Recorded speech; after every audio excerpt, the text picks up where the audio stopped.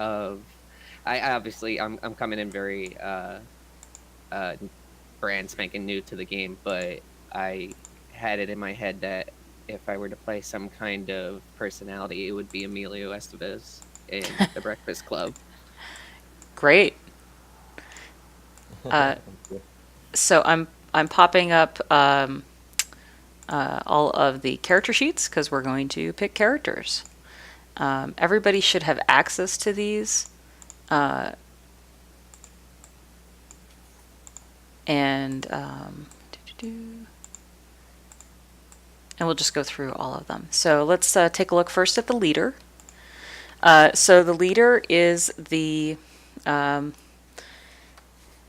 may or may not be the front man of the band. So the premise of the game is you are a music band of probably teenagers, maybe a little younger, maybe a little older, but usually about teenage age, and traveling around, ostensibly performing music, but really secretly your true purpose in life is to solve mysteries. So so the leader is the leader of the band or the leader of the group, really. Usually fairly charismatic and has a number of moves that help everybody else. And you can on your sheet you can certainly drag these out to read the whole move. By the way, at the bottom of the sheet there are the basic moves, and I've put in roll buttons for anything that has a die roll in it. So that's and smelling salts can only be used once per episode, and I think they're actually like it's for the whole group. So once it's been used, it's going to be used for everybody. Um, so the leader, you drive the van, you make the plan, you rock the sailor shirt and bell bottoms, and you just can't keep your rabid fans from throwing themselves at you. You're the leader. Then we have the looker. The rest of the gang, they're cool, I guess, but everyone knows you're the good looking one. All it takes is a flirty glance and a waggle of your finger, and people will do your bidding. The smart one might be the brains of the gang, and the leader might be its soul, but you are easily its face. Um, so that's the looker. Then we have the mascot. So Nyuk, nyuk, nyuk, no respect. You're a creature of pure magic, a beast of fantastical animated powers. Yet no one really seems to notice. You get asked to do their dirty work, their suicide marches, but you don't mind. As long as the groovy snacks keep coming, you're good. So the mascot is the anthropomorphic talking animal. This is the Scooby Doo or the Speed Buggy or just all the you know the grape ape, I think, also was one. Just whatever it is in, and everybody makes their mascot unique. It's always something like different. Then we have the smart one. You should have stayed in grad school, but no, you joined up with these clowns. The looker keeps preening, the leader is obsessed with the car, and the weird one just made a puppet out of a pizza box. That's fine. You don't do it for them. You were born and bred to solve mysteries. So the smart one, their main like superpower is that they solve the mystery at the end. That's the Velma. She's always the one who reveals the bad guy, right? And by the way, if we don't have one of these roles, there's if we don't have a smart one, that's okay. Other players can solve the mystery as well. It's a basic move if you don't have a smart one. It just doesn't work the same way as it works for the smart one. The talent. Don't the rest of the gang ever practice? Don't they know they're in a band? Don't they realize how much time you put into making every song a masterpiece? They don't just get it, man. They're rock stars and you're an artist. You might not be as famous as the rest of the gang, but you're more gifted than them. You're the talent. So that's the one who actually has musical talent, and may or may not appreciate that the rest of the band really doesn't, or their talent is in solving mysteries more than performance. The tough one. The looker is the heartthrob. Please. Love is rough and tumble. Maybe it trashes a hotel room. Maybe it wrecks your car. Maybe it needs to avoid police attention for reasons you don't want to explain. But that's all right because dangerous is hot. The tough one kind of comes from boy bands where there's usually a tough one type of persona in a boy band. And then the weird one. This is the typical Shaggy. Like, whatever, man, the establishment can't tell you what to do. You march to your own drummer and in your own weird way. You're the heart of the gang. The mascot is your best pal and is always at your side. Some people talk. They say something is wrong with you, but they can all shine on, man. You're the weird one. Pass some anchovy pizza and rock out. So I don't probably need to explain that one too much more. That's the weird one. All right, so let's talk a little bit about which ones of these appeal to you the most, and then and if we have disagreements over who wants to be what, we can talk that out.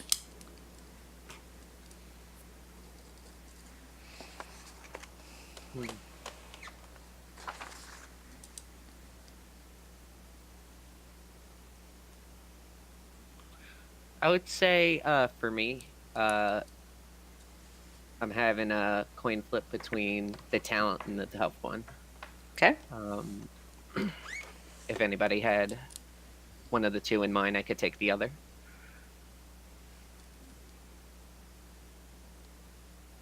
I'm looking at the leader or the mascot.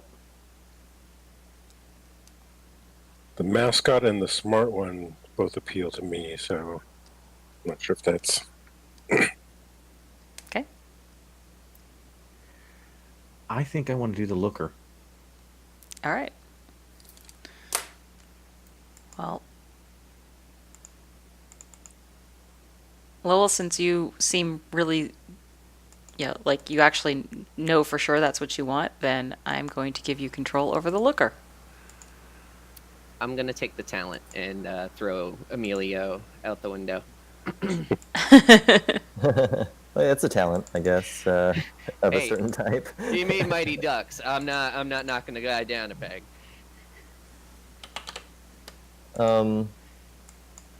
Well, I guess Kevin, if you want to do the mascot, I could do the leader then, or something. Sure. Okay. So, Kevin, you're going to be the mascot? Sounds like a plan.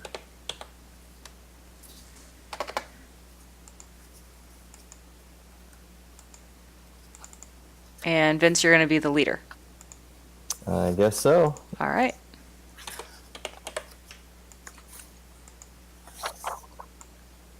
Okay. So, so that means we do not have a smart one, tough one, or weird one, right? Mm-hmm. Cool. Okay. All right. So, so go ahead and open up your character sheet for. Let's see. So we did not have the tough one.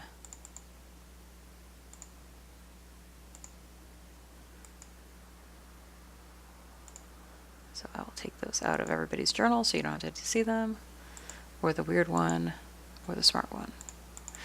So go ahead and open up your character sheet, and you can, if you click the edit button at the very top, you can change your name so that it actually appears nicely on the sheet. Otherwise, it'll be. It'll just stay saying, the smart one or the mascot or whatever. So.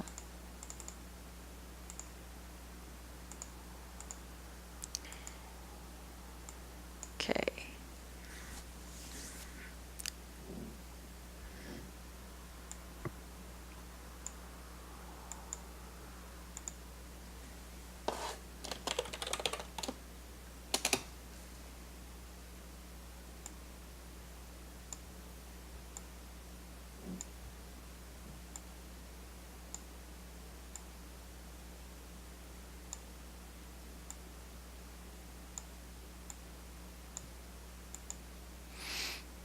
All right, so in your character, let's go through making a character. You get, you'll see at the top there's some stats. There's tough, There's Agi, which is agility. There's Int, which is intelligence. There's Cha for charisma, and there's Weird, which is kind of, it's just your weird. It's your, I don't know, your thinking outside the box kind of stat. And you will have, you'll assign the following stats wherever you want to put them.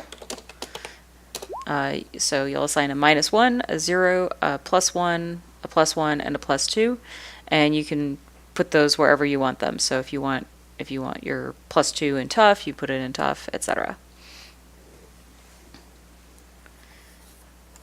I always find it interesting that I have to explain to people that you assign them where you want, because in one of my early playtest documents for a different game, I had just written them down, and people would just put them in the boxes in order, and I was like, well, you don't have to have the +2 in that stat, but okay.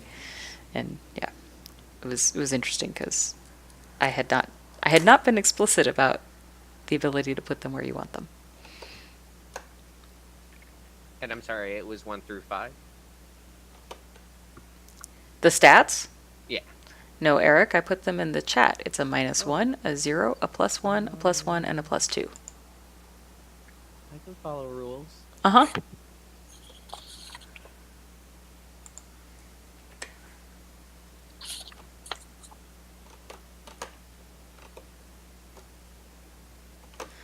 Okay.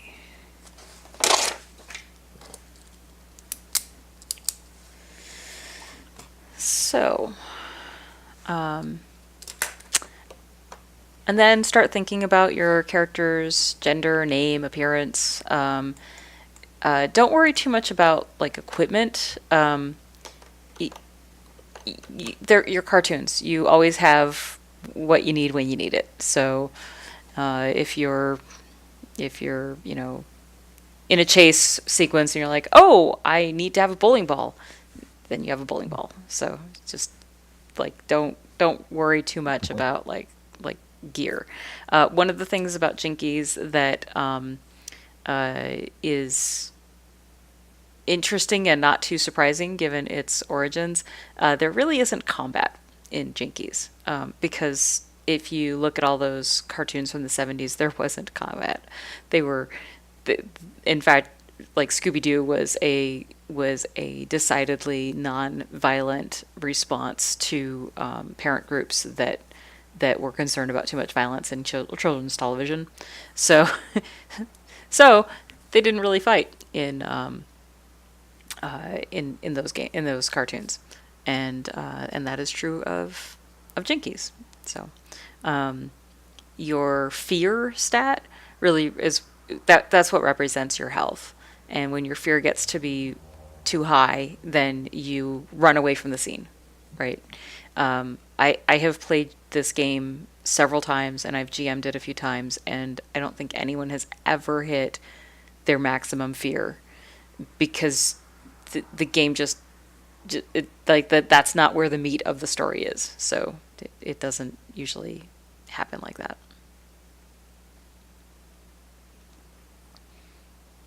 I guess what I'm really saying is have fun with your character. You don't have to focus too much about like, oh, am I going to be able to beat the bad guy? That's less of a concern.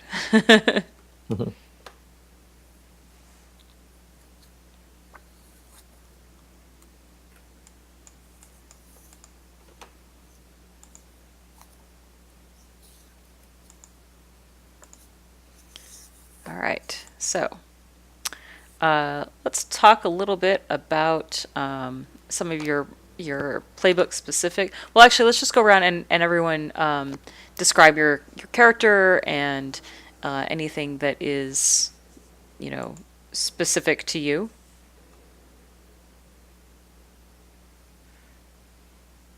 I'll go first. I'm going to be Max Powers.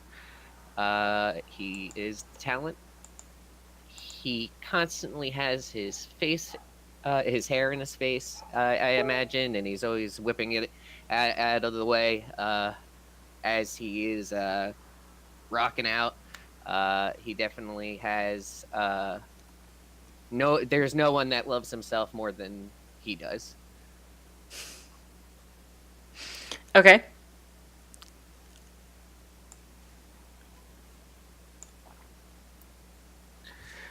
So I took August Rapacini, and he is the how do I put this? He's the deep one of the band. He's the thoughtful one, the bangs cut down there. He's the brooding, dark one of that. So, but yeah, so he's the looker in that way. Okay. Brooding and dark. Got it. All right, I've got the mascot Leopold. Leopold is an ostrich, and Leopold sees himself, especially since we're lacking the smart one. Leopold sees himself as the smart one, and maybe has a little bit of a superiority complex, and there are some interesting things I'm noticing here. I'm supposed to choose my name, species, and then it says a power. Yes, we will get to that in a second. Oh, okay. All right. So that's Leopold. I'm not sure why you guys have an ostrich in the band or what the deal is, but I don't think Marines. there you go.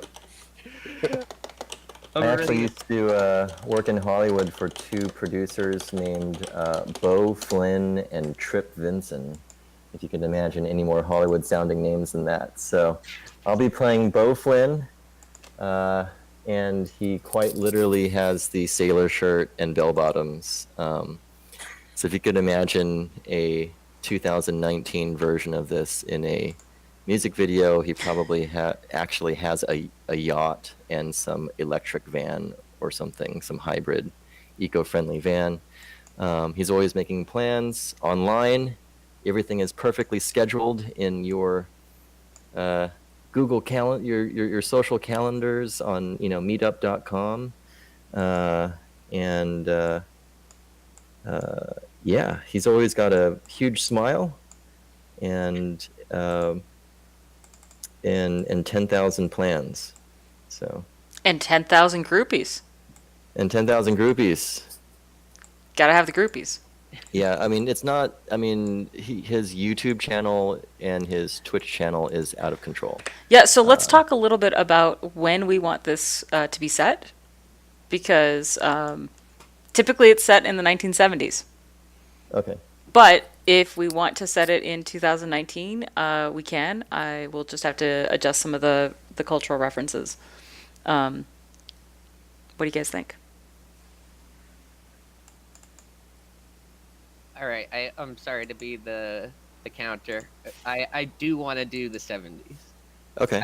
I live in the modern era, and I could do it out for a few hours.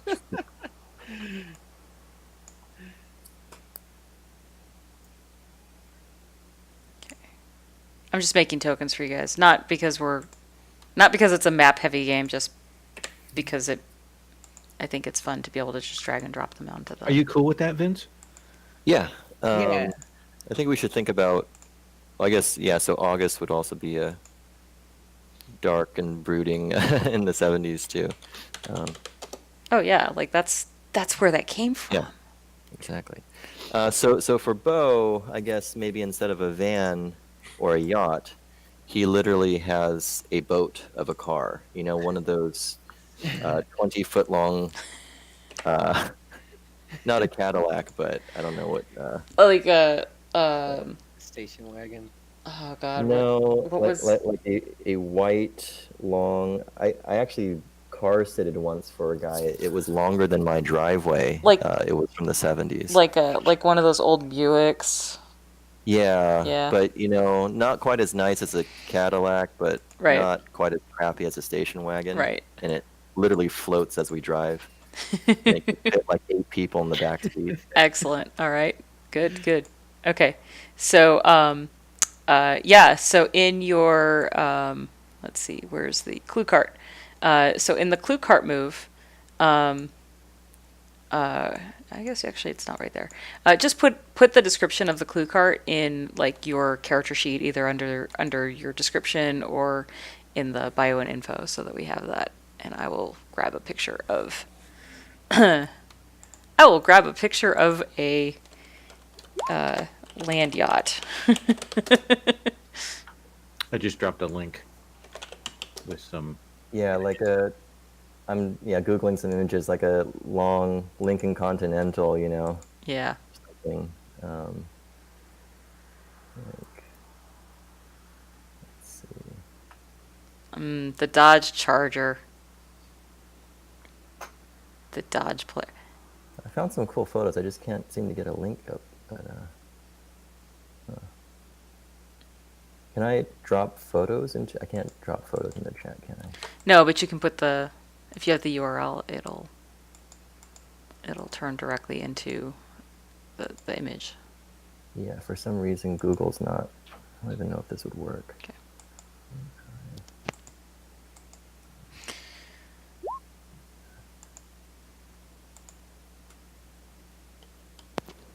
The Lincoln Continental. Maybe it's got a little ostrich on the hood or something.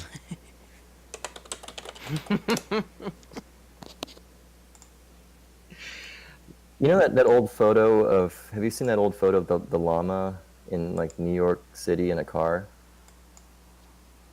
No, but I wish I did. It's a very famous. Let me post a photo of that. It's a super famous. I imagine the ostrich is like this.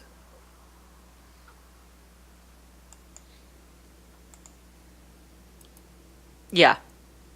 Yeah. That seems likely.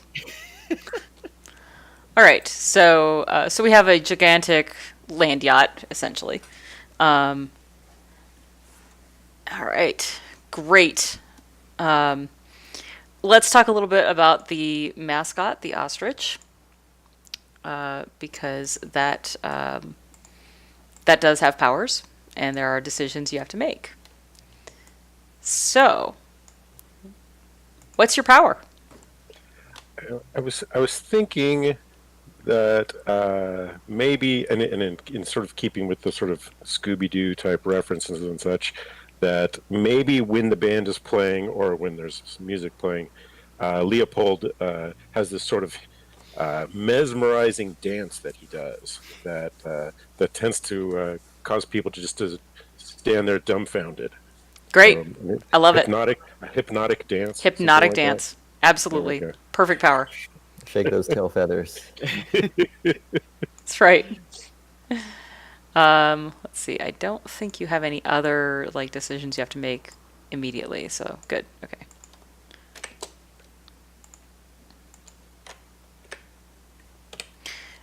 Okay, cool. All right. Oh, and if during the course of the game I may find that there are bugs in the character sheet, that is because I made it in about 2 hours. So it may not be perfect. Hopefully it'll work well enough. Okay, great. So we have Bo Finn, the leader. We have the looker, August Rapicachi?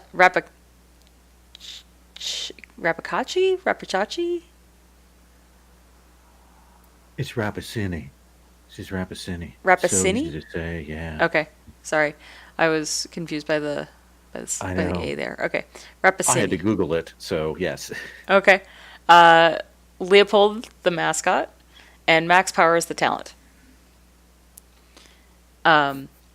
Tell me a little bit about your band. Kevin, what is the name of the band? Let's see. We have an ostrich. Something about like a safari, like I don't know, safari sound, something like that. Is that Okay. I'm down. or sound safari? Sound Safari. Sound yeah. Safari. Maybe that's better. Okay. I'd spend $10 on that show. Sure. That might actually be a real band. I don't know. It might be. Lowell, what is... what is Sound Safari's hit song, their breakout hit? Oh man.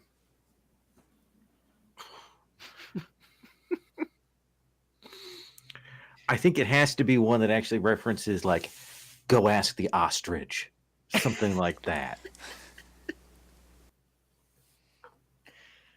Ask the Ostrich. Okay. Uh, okay, so we have we certainly know the type of the vehicle. It's a Lincoln Continental. What is the name of the vehicle?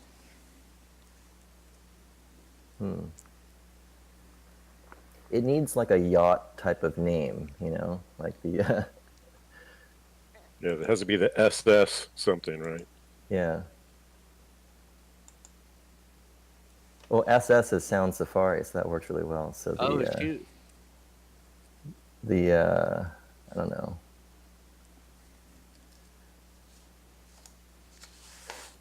Mm,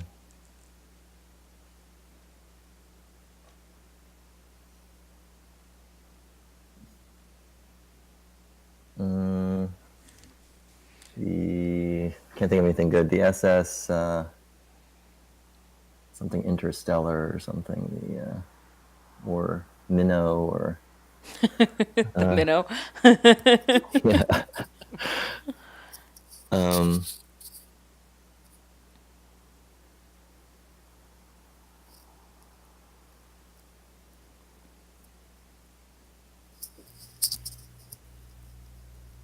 That's a hard yeah, I can't. test. What was that?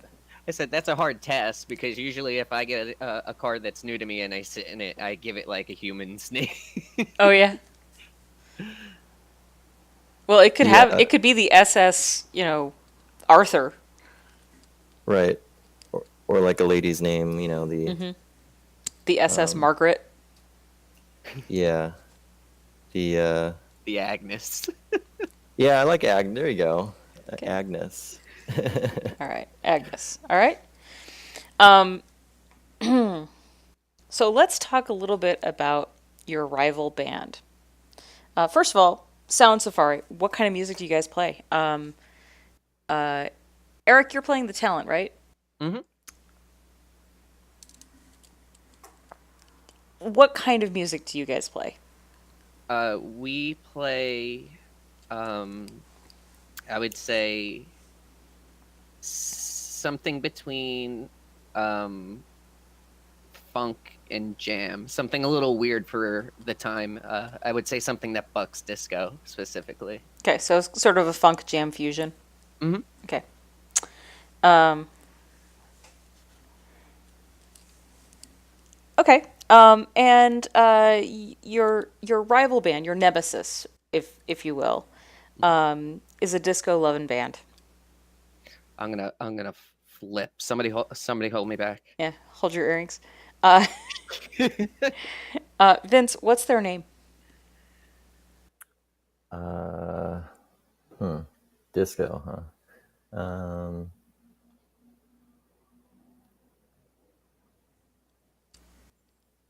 Wouldn't it be awful if they actually were disco, but they called themselves like glitter funk, and they said that they were with it, I but they like really that. weren't.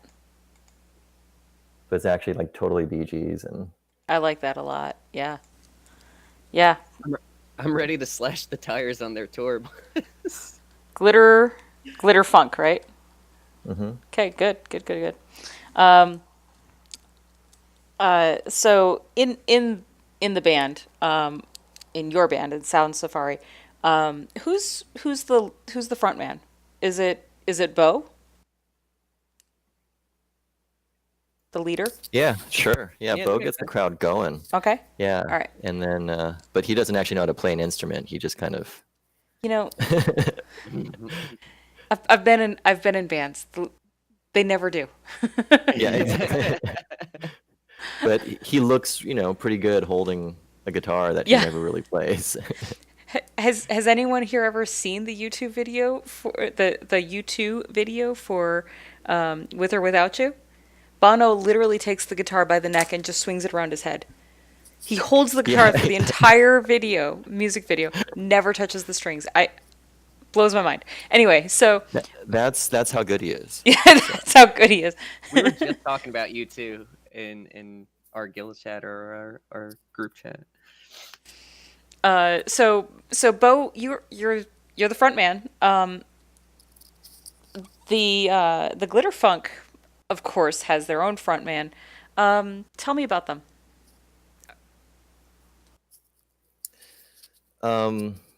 Well, first of all, they're all Swedish, and or European in some way, and they So they all the have U in Glitter Funk has an umlaut then? Yes. sure, yeah. I've never hated a band I haven't heard before so much. I hate them. They all have kind of those what do you call it, like onesie pantsuit jumpsuit thingies, you know. Sure. It's like perfectly matching, and we're trying to be, you know, funky and diverse, and but they're like perfectly matching in every way. Matching And pantsuits, of course. All right. they even kind of look the same, you know. They're Yeah. all But like but tell me about their lead singer. the lead singer, Hans, is let's see. He is basically like he's trying to pretend like there isn't a rivalry, and he's always trying to steal our songs. So whatever song we make, they basically add a disco beat to it and then make that their next song. And he says, no, it's a totally different song. It's a traditional song from Sweden or something. Sure. Yeah. So yeah. And August, what do you play in the band besides the face? You know. Oh, I think it's the bass, and I sit on the chair Okay. and I'm just leaned over it, like I'm so deep and into the sound of that. Sometimes I fall asleep, but usually I'm actually playing. Okay. Tell me about the bassist for Glitter Funk. Glitter Funk. Well, I think Glitterfunk has three people named Hans, and the bassist is Little Hans. And Little Hans, of course, is huge. The bass looks like a tiny guitar in his hands when he plays. Okay, so it's not like he's just fat. He's just enormous. He's like a He's just Viking. enormous. Yes, Viking. Yeah. Okay. Barely fits into that onesie. They used sailcloth to make his Yes. pantsuit. Okay. Awesome. And what specifically has Little Hans done to irritate you in the past? What did he do to you specifically, personally? He picked me up and carried me around. Oh yeah. Because I'm a tiny little fellow. At some sort of music festival, and carried me around like a little doll. I like it. Okay. Nice. Max Powers, you are the talent. What instrument do you play? I mean, we know you play everything, but what do you play in the band? Drums. Of course. And so you're like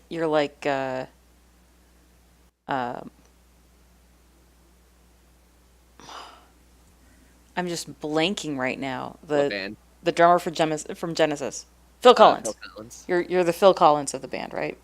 I'll take it. So better hair. so tell me about Hans the drummer. Hans the drummer is Hans in line with the whole copying our music and things like that. He plays, was an Electric Kit a thing at the time? Sure, it is now. Yeah. He plays an electric kit. I play an acoustic kit, and it drives me absolutely insane that he can hit a cymbal and a cow will moo. Like that's not music. All right. By the way, I own an electric kit. Okay. So it just defends you artistically? Oh, in every way. Yeah, It's, but what did he do to you personally? oh, what did he do to me personally? Yeah. He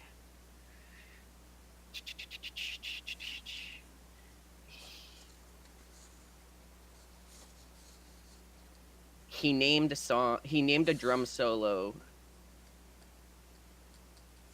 after my ex that he's seeing now. Yes. Okay, so now we get to it. Uh, so he's dating Max's ex, whose name is Gwendolyn or Gwen. after Gwen. Excellent. All right. Leopold.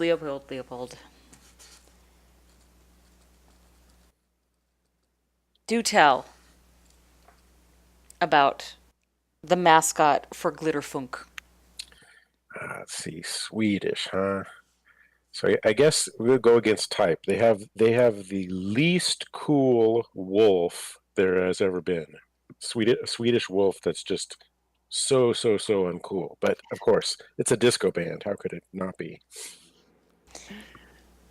And what is the wolf's name? How about Tiger, spelled with a Y? Tiger. Oh God. I didn't know we were getting together to build a hate machine today. I can't stand these people. And what does Tiger talk? Well, I think good question. Well, I think it's within my ability to speak to animals. So is the question, does it talk to Does it talk to people? people? Do you talk to people? That's another good question we should ask. I think the members of the band. I mean,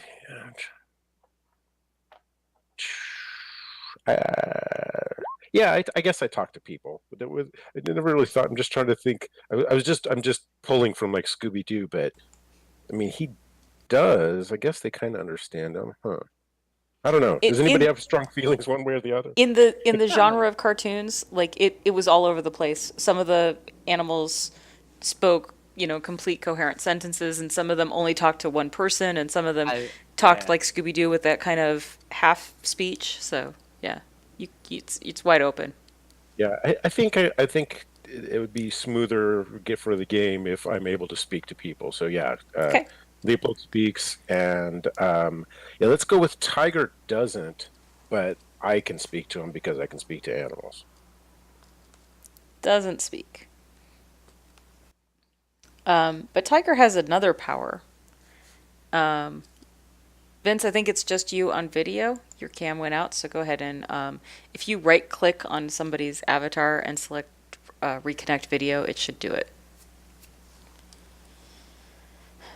Or just reconnect all, I guess it is. So Tiger doesn't speak, but Tiger does have a power, just like everybody, just like Leopold does. So what is Tiger's power?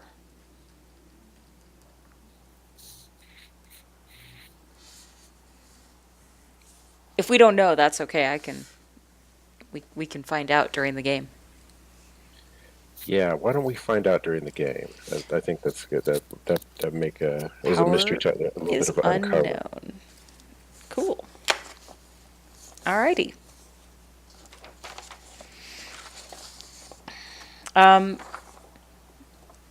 how old are each of your characters, by the way?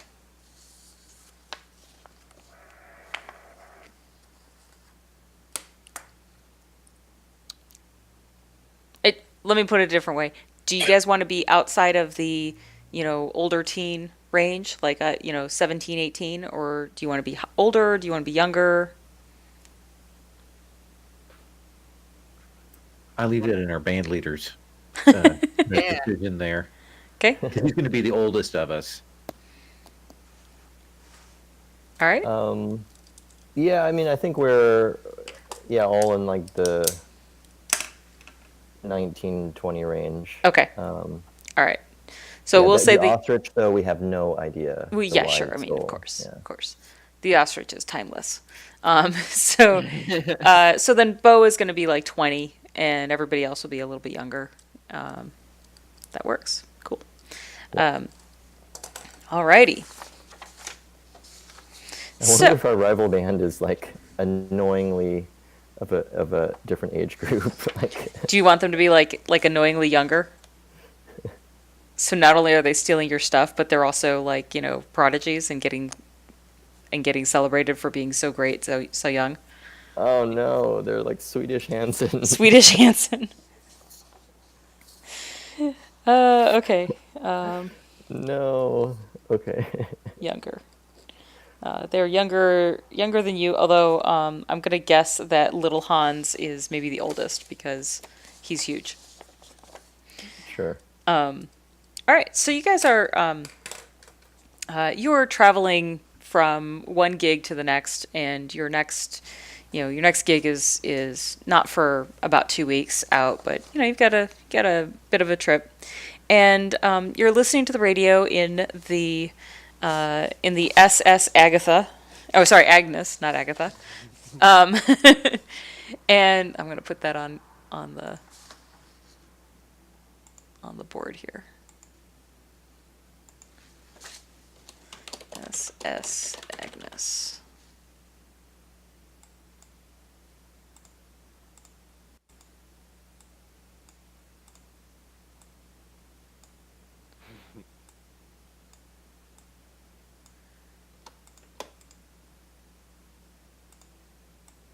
All right.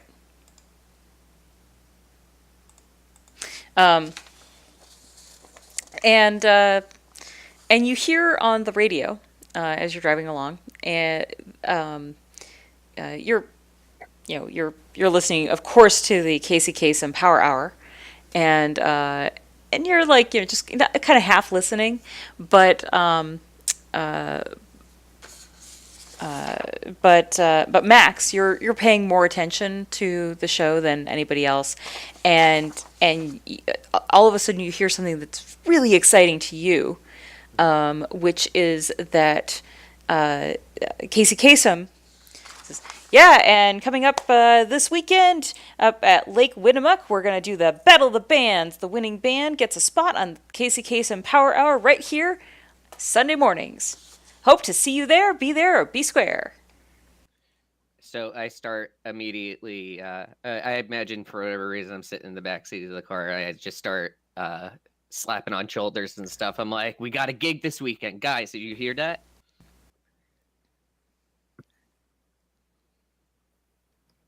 Okay. That's awesome. We gotta. So he like takes the car and starts turning it around. Yeah. Let's go. You know what we have to do.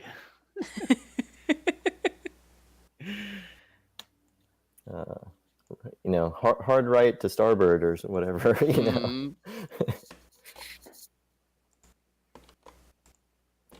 I wonder who's going to be there. I sure hope the. We don't speak their name in the SS Agnes. Yeah. I stop you real quick. All right, so you take a hard right and immediately detour towards Lake Winnemucca. So we please. have to refill the tank like 4 times to get there. Sure. Yeah, well, it's only 20 miles away, but At least once. Then. at least 4 times. So here's Lake Winnemucca. Kevin, would you please identify, and you can use the drawing tools for this, where is the campground here in Lake Winnemucca? Okay, so little help, but by drawing tools, this would be a first for me. So Sure. There's a just a little little tool. paintbrush. Yeah, yeah, exactly. There's a little toolbar. There's a paintbrush and there's also a text tool. If you like hover over the paintbrush, it pops out. And probably you'll want to use the text tool for typing campground and putting it wherever you want to put it. Oh, I see. We've got houses, the lake, shop. Okay, just playing around with this. And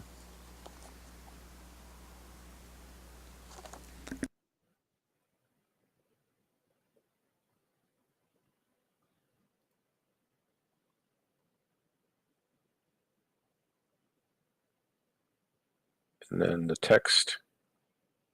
What do we do? Okay, so the campground is kind of right near the houses Yeah, before you reach the homes. before you reach the houses. Cool. On the lake. On the lake. Very nice. Let's just see where'd you say the text? Is that the Yeah, it's if you hover over the paintbrush, there's a little pop out and you can select text. Yeah.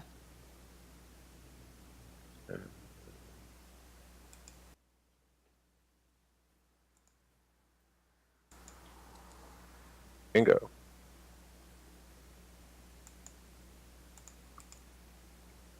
I did it. Yay. All right. And I just dropped it onto the map layer so we can't accidentally drag it around. Cool.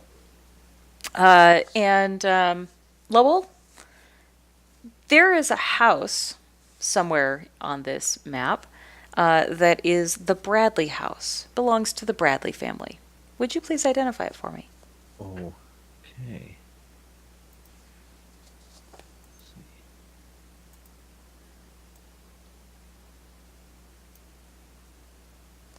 Like it has to be on a road up the woods, in the heart of the woods there. Sure.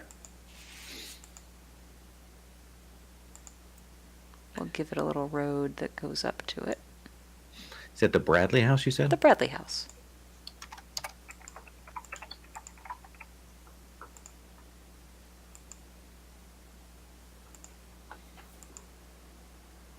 Okay. Vince, where is the Malt Shop? Very Malt? important spot here in Lake Winnemucca. Yeah, the malt shop is. Let's draw something.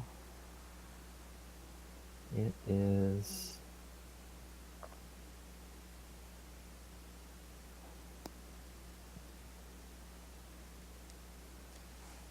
Can you guys see that? Sure can. It's part of this. The shops are kind of like these cheesy tourist, kind of Christmassy time shacks or something like that. The malt shop is the only cool place there, Of course. other than like, tchotchkes and souvenirs. So. All right. And Eric, where's the high school? It is, of course, a very important location since that is where the Battle of the Bands will be happening.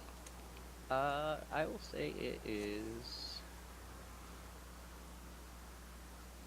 I assume that the malt shop owner is a smart man and placed it near the high school.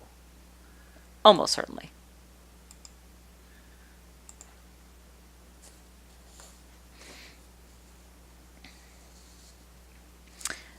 Are there any other locations you want to add to Lake Winnemucca?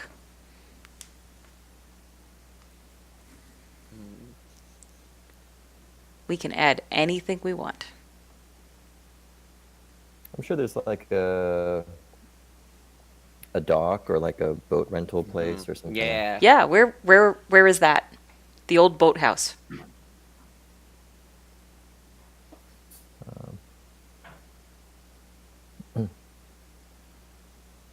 Maybe that giant rectangle on the right of the shops. Okay. I have an idea because I used to help bands run shows and stuff like that, and I don't think a show would be a show without having a fire marshal show up. So we'll go ahead and say there's a firehouse or something like that. Put it on the map. Okay. Fire marshal always got a problem. Sure.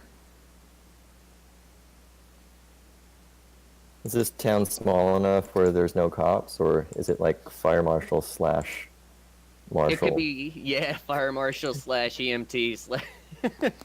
All right. The only responsible person in town, basically. Emergency services. And then I think between the campground and the Bradley house, we can't forget about that old creepy graveyard. Of course.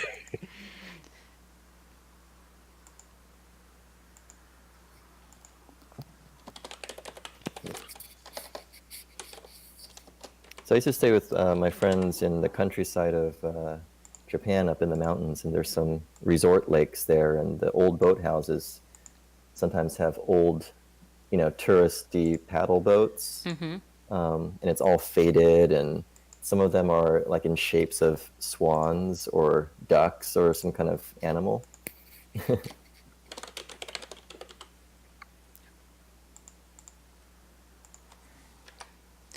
Okay, so where would that be, and what shape should it be? I mean, I think those are all just part of the old boathouse. And Oh, okay. All right. There's just like a variety. You can get like a normal, little dinghy, or you can get Or get like like the a swan touristy- boat or an like- ostrich like- boat. yeah, like the two-person love boat, paddle boat, swan boat. Yeah, okay. thing. Cool. All right. But I can't swim. Pedal faster. All right. So you arrive in late morning at the school's parking lot.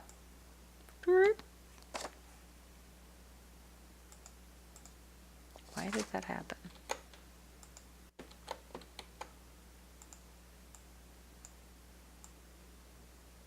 There we go. Okay. Okay.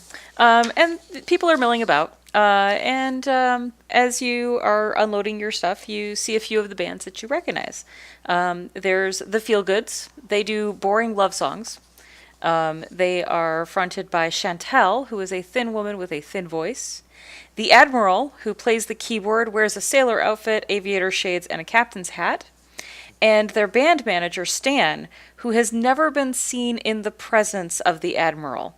He looks just like the Admiral, but in a polyester suit. Andy Kaufman. And there's the Candy Stripers. They do bubblegum rock. They're all siblings. You'd think some of them would need to go to school, but apparently not. There's Davy, the leader. He has a girlfriend in every town that he visits. Stevie, the guitarist, the second eldest, and very mellow, super chill. Lulu, the bassist and the looker of the Candy Stripers. Michael, the drummer, he's quiet and nerdy, but very smart. And Buck, who is the dad, who is uncomfortably perky. He seems to can't wait to drive to the next town, and he owns a glass unicorn collection. So, yeah. So just after you pull in and take up 2 parking spots with your with your land boat, a third band shows up. And with dread, you see their oversized conversion van with all of the glitter painting decals on the side. It is, of course, Glitterfunk. And they get out, little Hans towering over everyone, including the van, all in their matching pantsuits and their matching blonde wavy hair. Hans, and Hans. Oh, and Tiger. Tiger is at the end of a rhinestone leash, of course. Oh. All right. Bo kind of like turns around and kind of dry heaves a little. Okay. Nice. I I let out a boo, but I cover my mouth and like look over my shoulder, like, who would boo you? Who would do that? Me. Right? Yeah. And as you're unloading your stuff, a a kind of portly older man comes over, and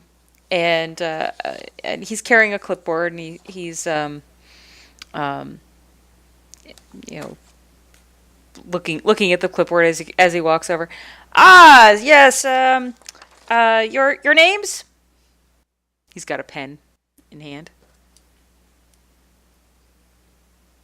Bo Flynn and the Sound Safari. Okay, all right, yeah.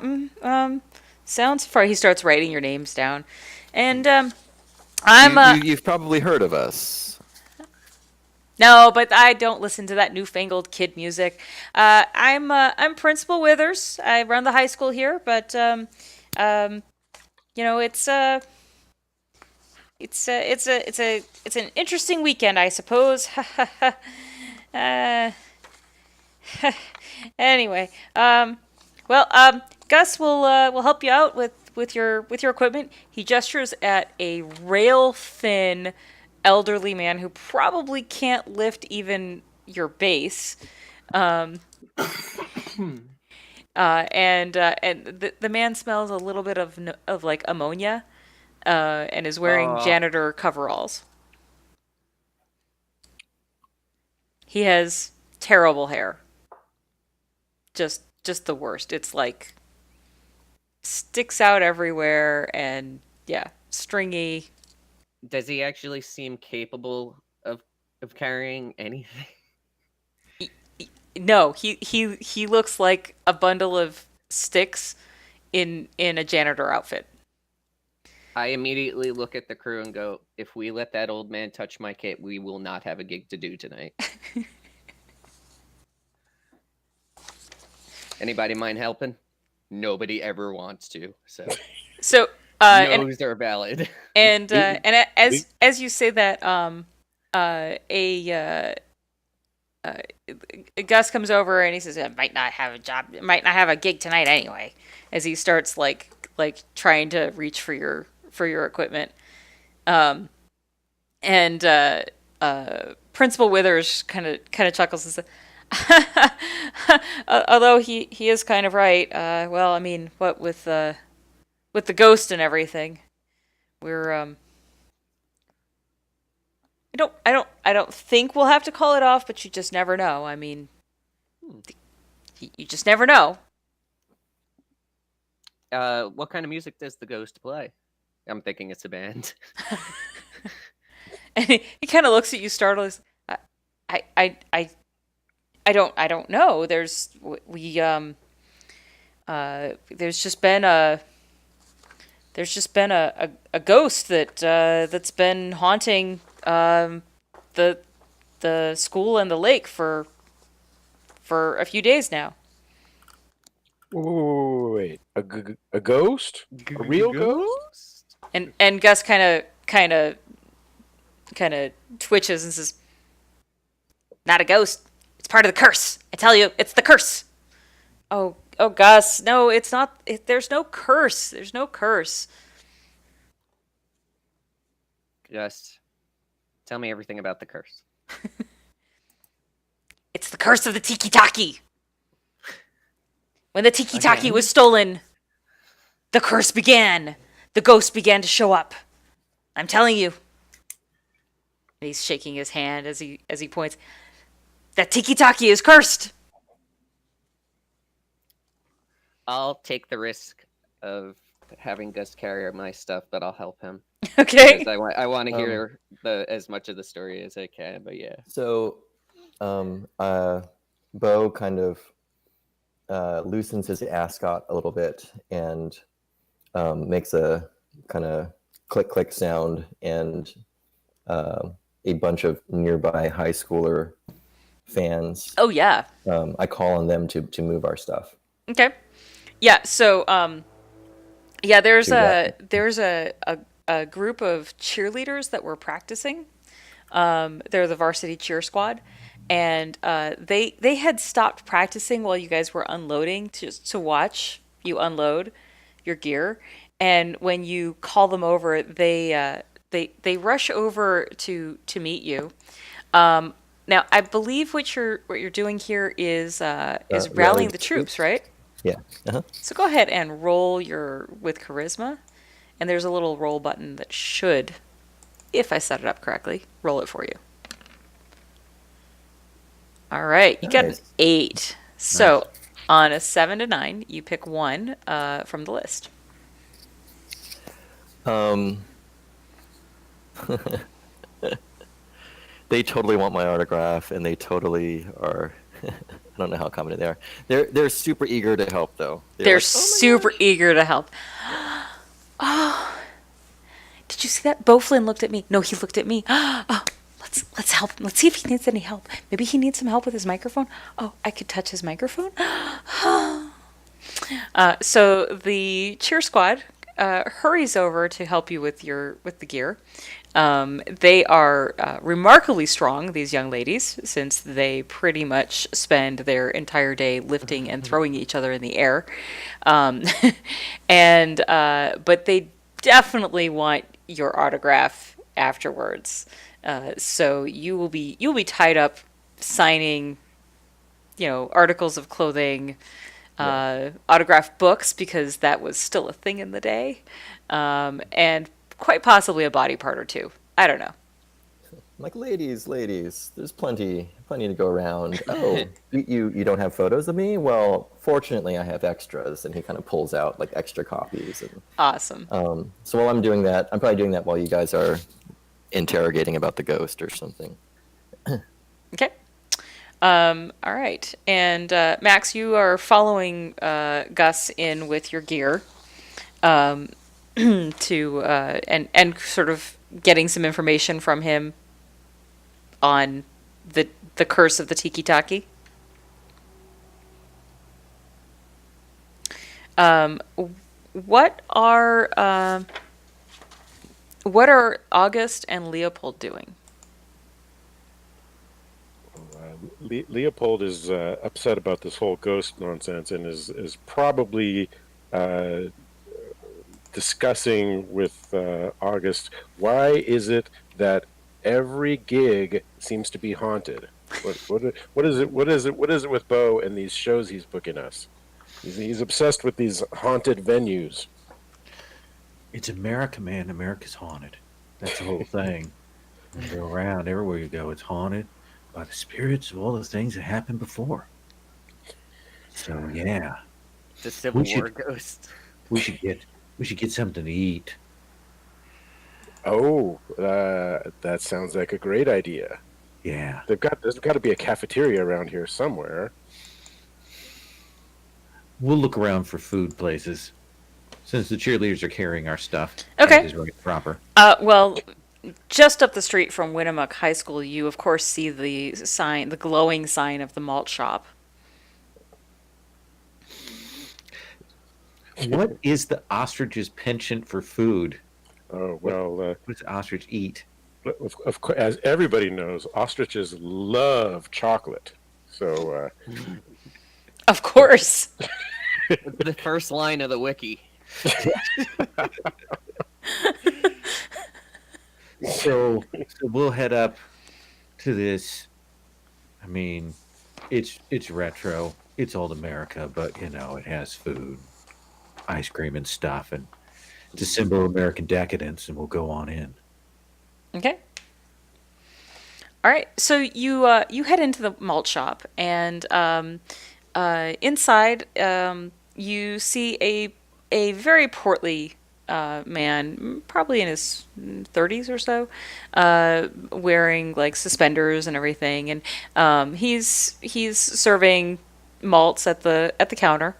And when you come in, he waves and says, "Hello, have a seat." I'll sit down. both the sits ostrich. right down on 2 chocolate malts, please. And August, what will you be having? Cup of coffee, black, like my soul. So the owner of the malt shop nods and begins getting And some fries. getting the getting the food and drinks together. He kind of looks askance at a ostrich having a seat at his counter, but he doesn't shoo you away or anything. Possibly he's seen this kind of thing before. Talking ostrich isn't you know. In fact, as he sets the malts in front of you, he says, "I gotta say, a talking ostrich, that's unusual. Not the strangest thing I've seen this week, but certainly unusual." Wait. So I'm not the strangest thing you've seen this week? Oh no, that would have to be the ghost. Everywhere we go. Is this a particularly scary ghost? I don't really think. I mean, it's yes, it's scary, of course, but I mean, it's not. It it's probably from the graveyard. There's all kinds of old Civil War rumors of lake pirates. I don't know, but Gus keeps going on about the tiki talkie. I don't think it's that. Tiki talkie.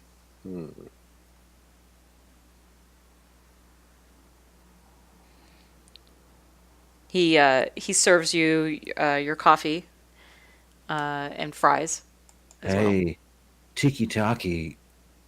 What is that, man? Oh, it's this weird idol thing.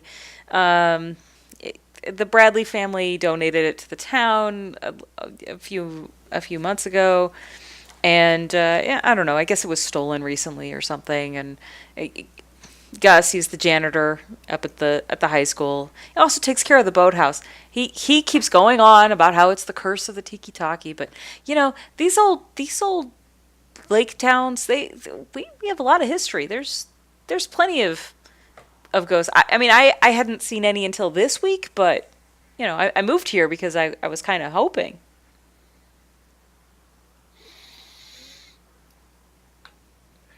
Groovy. Wait. Hoping to see a ghost? Well, someday. You should probably take up following us around then. Really? You've seen ghosts before? My ostrich friend exaggerates the truth from time to time. We're just a band traveling around, doing our particular blend of funk. You've probably heard of us. I'm afraid I don't really listen to much funk. Have you? I listen to a lot of pop music. Have you heard of the Candy Stripers? I hear they're in town this weekend.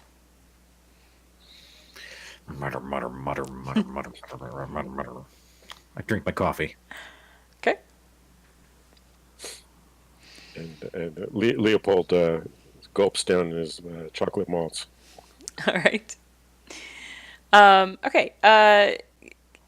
So, yeah, Eric, you basically find out the story from Gus. The tiki talkie was stolen a few days ago, and that's about when the haunting started. There's a ghost that has appeared in town. It either shows up on the lake or it shows up in the high school. And Gus hasn't seen it yet himself, but he believes the stories. And I asked Gus if he has any clue of the order that bands are playing tonight. Yes. The the Candy Stripers are on first, then the Goods, and then you guys, and then that band Glitter Funk. That should be interesting. Have you helped Glitter Funk with the funk? Oh, Glitter Funk. Have you helped them with their equipment yet? No, I was helping you. Didn't you pay attention? Well, I didn't know, you were going to make us a priority. You're crotchety. I like that. Did you play drums before? No, I hate drums. Oh, as we're like both holding my gig. Right. As you're carrying like your drum kit, your expensive, precious drum kit. No, I hate the thing we're carrying, and That's I right. could drop at any moment. Right. So you're like, basically you've got your kit like ready to set up and everything, and um, and Bo, you are directing the girls in to the gymnasium as well, with the rest of the gear, the band's gear, when the lights flicker. Um, oh, and I forgot to get that music. Oh well, and you hear, "You are my sunshine, my only sunshine. You make," warbling over the PA, very distorted, and the lights go out. But it's very eerie and weird. When you get back outside, you see that Principal Withers is hurrying around to each of the bands, and just like waving his arms. That's it. Canceled. Nope. Cannot have the Battle of the Bands with this thing going on. I'm sorry. This is not acceptable. We can't. This just can't happen. I'm terribly sorry. You organized the gig. Who's to blame? The ghost, obviously. I mean, you just saw. I mean, we can't hold. It's just not safe with with ghosts and the lights flickering, and we don't even know what will happen. Nope. It's got to be canceled. I'll call Casey Kasem right now and let him know not to come up. It's just, if we can't. Nope. It just can't happen. Whoa, whoa, whoa. Don't touch that dial, man. Before you jump to conclusions, you got to give us at least a chance to show our stuff. This is the opportunity of a lifetime for us. What do you say we, I don't know, if we could fix this electrical glitch in your ghost problem, do you think the show might be able to go on? Yeah. But you only have until tonight, because I gotta call Casey by the morning, so he has time to get up here. You know, it's not because it's for me or anything like that. I don't have any ego whatsoever. It's for the fans. And he points to the cheerleaders. And You know, they we don't kind want of to disappoint swoon the fans. and lean on each other. Yes. Well, if you can solve this problem before dawn, then the show can go on.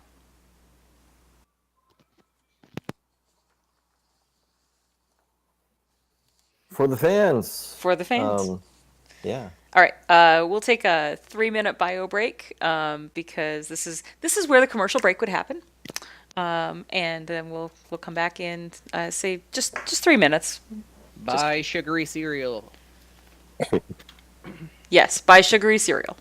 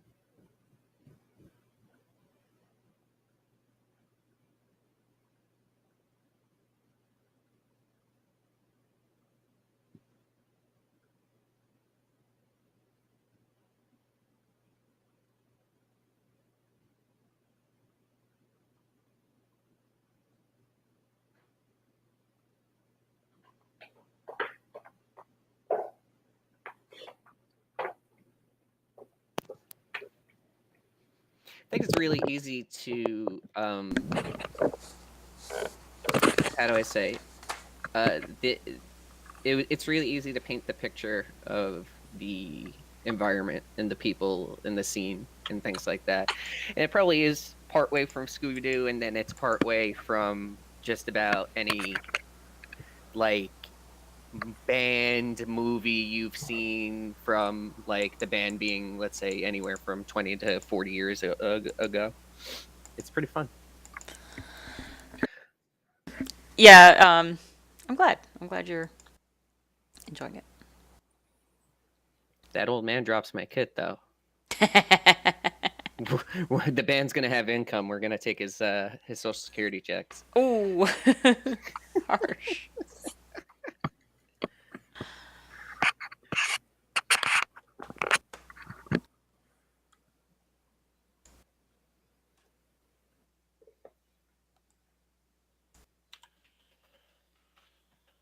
Be back in just a flash.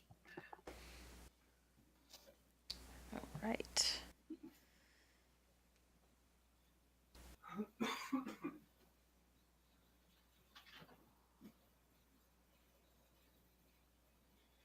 All right, so where are you guys going to investigate first? And are you all going to meet up at the Malt Shop to figure this out, or split up, or? I look to our fearless leader. Well, I would do something like, here's the plan, gang, except he doesn't have much of a plan at the moment. That's why you're fearless. Right. Well, let's start first by asking where the ghost was last seen. Maybe we could check out the electrical closet of the high school and ask a few people. Okay, so you want to check out the high school?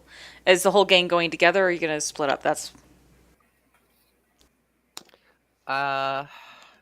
Normally I wouldn't split up because everything about tabletop gaming has taught me otherwise. But to play my character as the talent, I'm gonna stay with the gear, and not only do I tune my set, but I know the band isn't gonna tune theirs, so I'm working on their instruments as well. okay. Well, we'll say that you've already done that Oh, okay. Then I'm going. during the commercial break. You tuned everything up, and now you can get down to the other part of your job, which is of course solving mysteries. Oh, right. Right. I tend to forget that part. Yeah. All right. Let's go check out an electrical closet. Okay. Okay. What's the worst that could happen? What's the worst that could happen? So, so you guys go back to the high school, and I'm guessing everybody's all back together. So August and Leopold, you guys are finished your snacks at the malt shop. Probably took an extra malt to go, Definitely. and now you're heading back to, or now you guys are heading into the high school to investigate. So, talk to me. Tell me what you do. I find Gus the janitor. I'm like, hey man, so yeah, let's do it. Let's take care of the ghost. Let me figure out. Can you tell me where your electrical closet is? Yeah.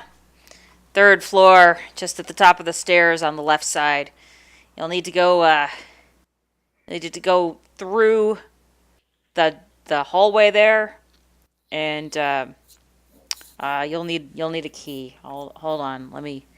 He takes a shaky, set of keys out of his pockets and flips through slowly, and finally just pulls one off. And says, "That should do it." Oh, thanks. And hey, old timer, you've been around for a while. Where does the ghost usually show up? Frequently down at the lake, but also here at the high school. Be careful in there. You just never know what you'll find. A lake in the high school, eh?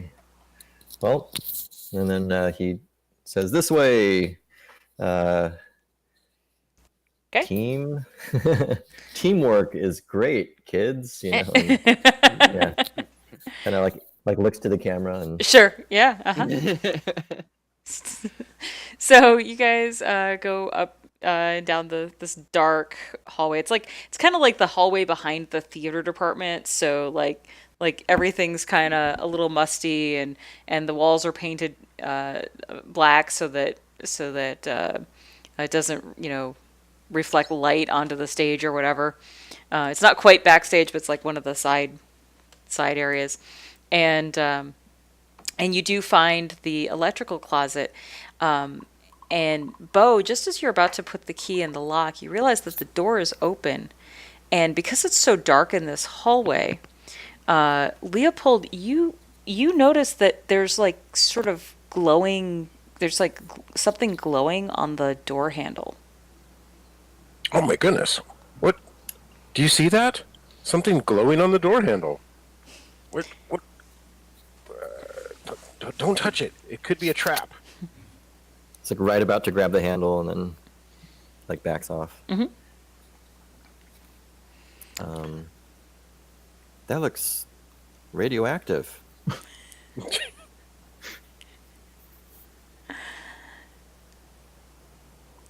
Might this be a clue? This could be a clue. Bum bum bum. And let's see.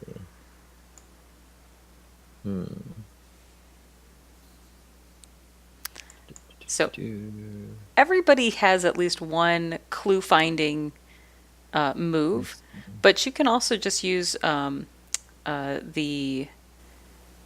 oops, I wrote it down twice. The second interrogate move, which should say investigate, not interrogate, where it says this mystery isn't going to solve itself.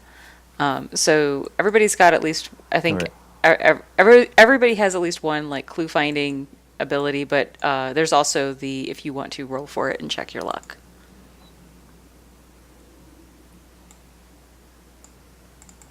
So who wants to investigate the glowing stuff on the door handle?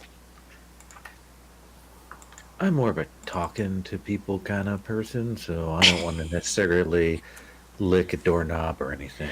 Okay. That's on you guys. Okay. Well, Leopold did see it, so. All right. maybe So go ahead Leopold and should take a gander at that. So it looks like that one. There's a die there, so I roll you just that, click the die. and it will automatically add my int to that. I I guess. really hope so. I hope that I copy and pasted correctly. We will see. All right, I clicked. Let's see. Does it show And up it in did the add chat? it did add your +1 for int. So yes. All right. Yeah, you find a clue, and the animator will tell us what it means. Okay. So the clue that you find, of course, is the glowing on the door handle is traces of glowing paint, like glow in the dark paint. And when you open the door, you nudge it open, you see that there's more of the glowing paint inside as well. It's like handprints.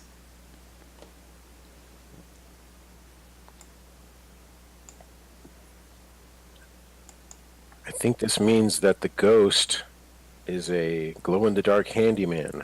This is the guy who had Gus's job before. Could be. So all we need to do is find somebody with glowing paint on their hands, and then we can catch them glow-handed. There you go. Maybe there's a paint shop in town.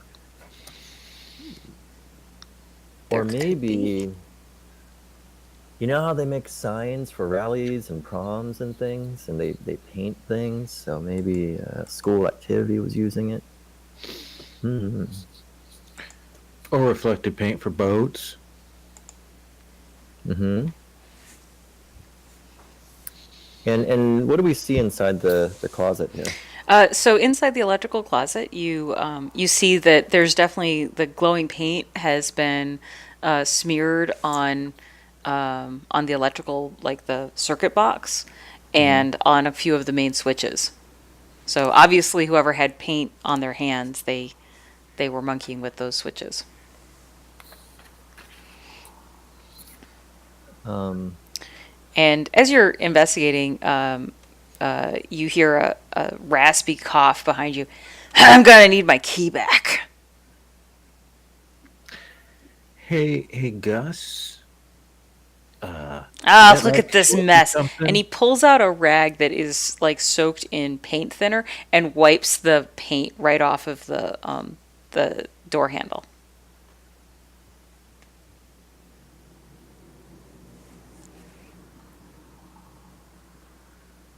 Gus, I think you have plenty of time to clean up afterwards. There's going to be a pretty big mess after the show. Yeah. Key? I swallowed the K. No. Okay. No. I'm kidding. I take it back.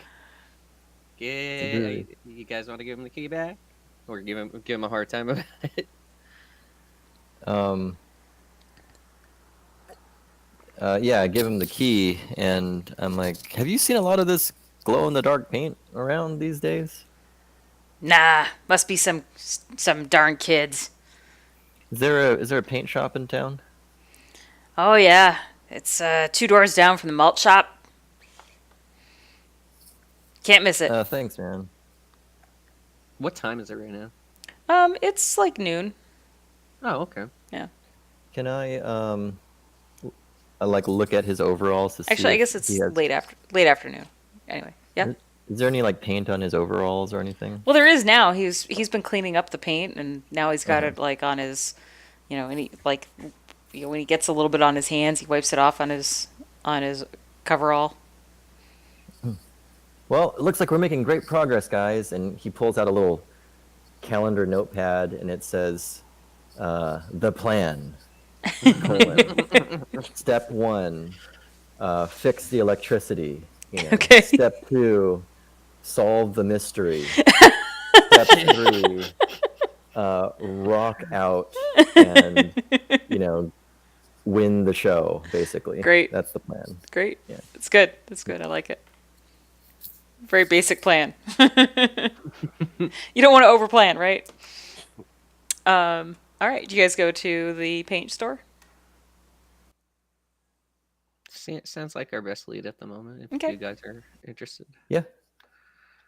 All right. So you go down to the local paint shop. They're just about to close up. It's it's the hardware store, paint store, and you find a very tall, red-haired man behind the counter.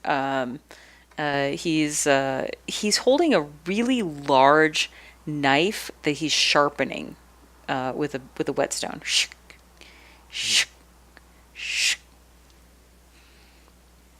Oh, hi. How can I help you?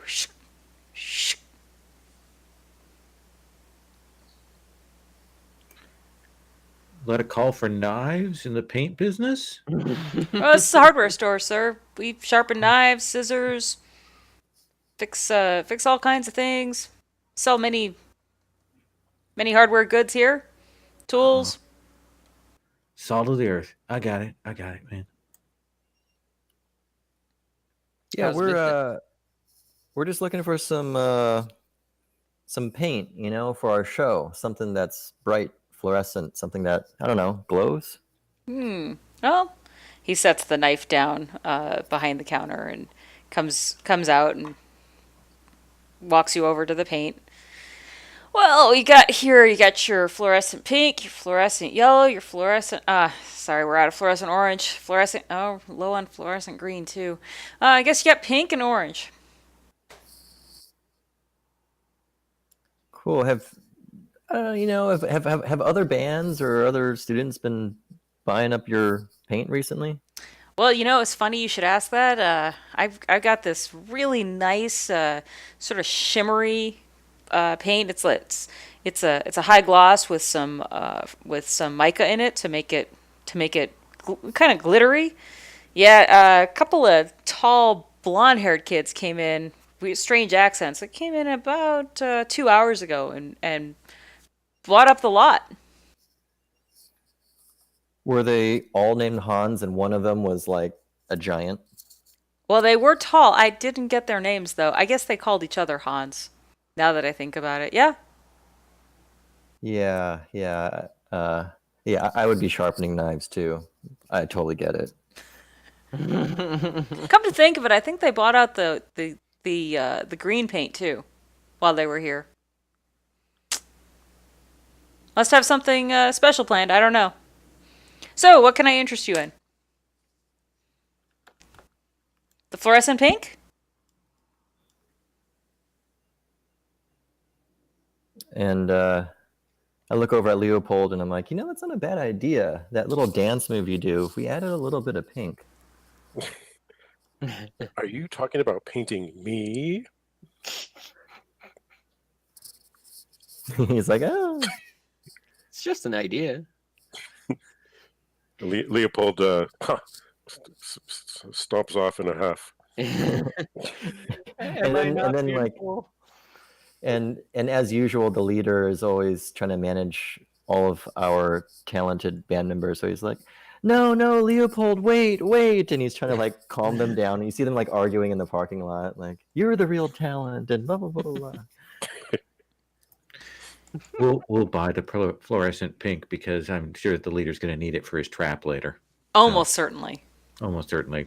We'll get a big can of that. So, August, while you're buying the paint, do you want to ask the hardware store owner any leading questions about I want about to what's know going on? Maybe what- interrogate him.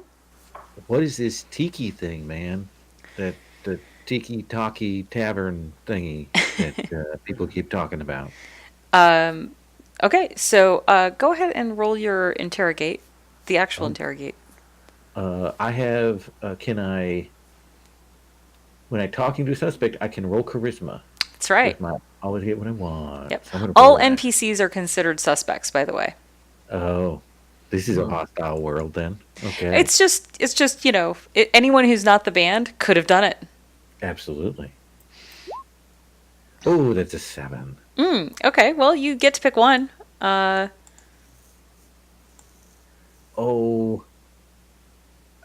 think I have to buy more paint than I expected to carry this transaction out. Okay. Yeah, so you get what you want, but it comes at a cost. Yeah. Spend all my spare cash on fluorescent paint. Okay. And then you can ask one of the questions from the interrogate list. Is the suspect telling the truth? How can you get him to do something? What does he want? Or how do you get him to do what you want?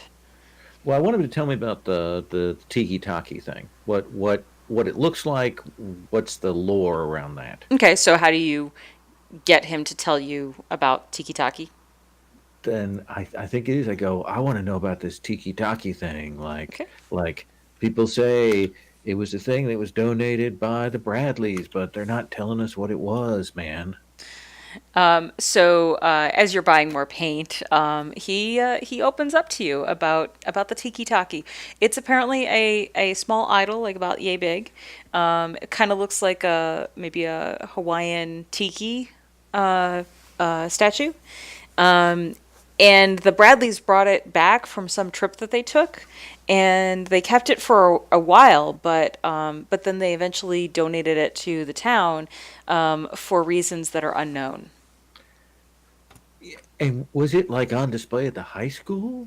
Or It was indeed. It was in the trophy case. So the Bradleys must be pretty important if their hand-me-down junk gets displayed at the high school. Well, Mike Bradley, he pretty much built most of the town. Not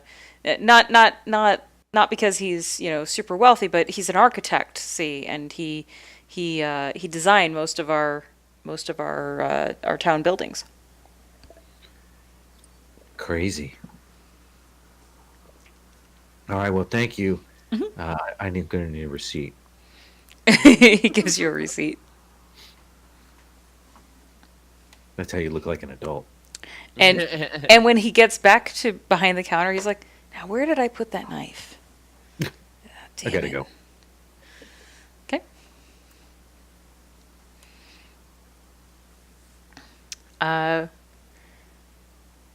right. Where are you guys going next to investigate? So we're all kind of back in the land yacht, and I'm like, so guys, it's got to be them. It's got to be the Funk. Oof.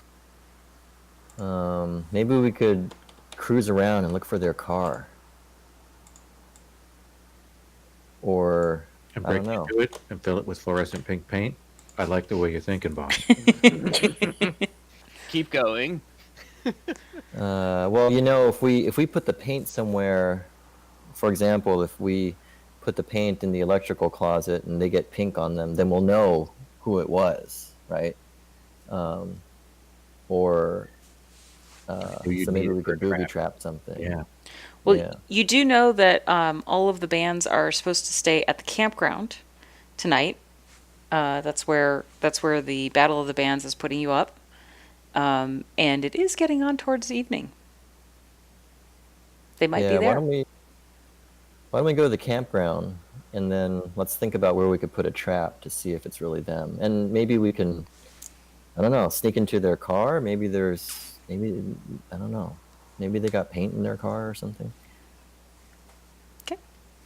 Might be And, better to head over there since the ghost has been seen at the lake and the high school. right. Yeah. Are you saying, boss, man, Captain, that like they got here a few days ago and started doing this, and then they pretended to arrive today? I don't know. Those damn Swedes they're just afraid of us, They're just trying to cancel the competition because they know they're going to lose. Oh, okay. And I'm not the smart one. I mean, I have to ask the ostrich what the ostrich thinks at that point. Well, according to the Sorry, Leopold. Sorry. it's understandable. According to the paint shop owner, they were there earlier purchasing the paint. I don't know how much earlier that would have been, but if they arrived an hour before us, they could have pulled off what they did. It's true. All right, so you guys get down to the campground, and you pass the Glitter Funk van on your way to your campsite. And it is just as tacky and obnoxious as you remember it. You're directed to a campsite. There's like a little cabin on the site.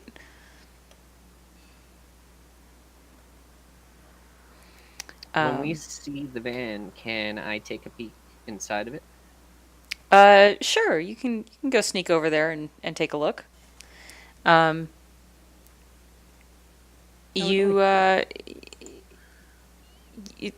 not hard. I mean, like you just kind of mosey over, and it's getting late, so it's not you don't have to like hide or anything to do it. So you sneak up to the van and you peer in through the windows. And you see that Hans, and Hans are sitting around. They've got a bunch of papers in front of them, and you can hear, like from outside the van, you can hear sort of pretty quietly being played one of your songs, and Hans, little Hans, is writing rapidly, and you can tell he's like listening to your lyrics, maybe, or maybe the bass line.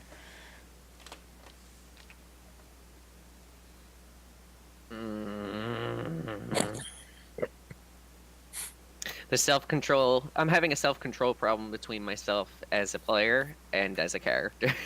They are your rivals for a reason. All right. Let's get that bad guy.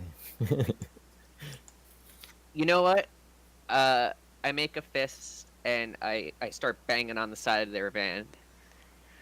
Okay. So the Hans, and Hans all look up at the same time, and they see you in the window, and and and you expect them to like come running out and be angry at you, but instead, little Hans reaches all the way across the this large van and pops open the door, and he says, "Max Powers, come on in, come on in." Sorry, I don't do a Swedish accent. I need to work on that. I go. I absolutely like. Ugh. Listen, you funkers. I am We know. listening to your uh to to the bass line for new song that you wrote. Are you? And I go. I'd like to try and snatch one of the papers out of the nearest band members. Okay. hands. Yeah. See here. He points to uh third verse, bassist screwed up. I looked at the bassist. Your bassist, not my bassist. No, I know. I'm looking at our. Oh no. They're back at the camp. Oh, it's just me. All right. You had to sneak up. I mean, you know. Okay. I go. Are you a cover band? No, I like your music. Hmm. So, Your bassist though screwed up in third verse. Listen. I- And he clicks over and presses the rewind button on the 8-track. And he presses play. And Max, you don't have to admit it, but it's true.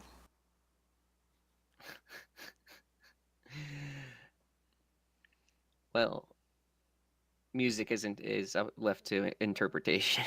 Okay. Left for interpretation. Sure.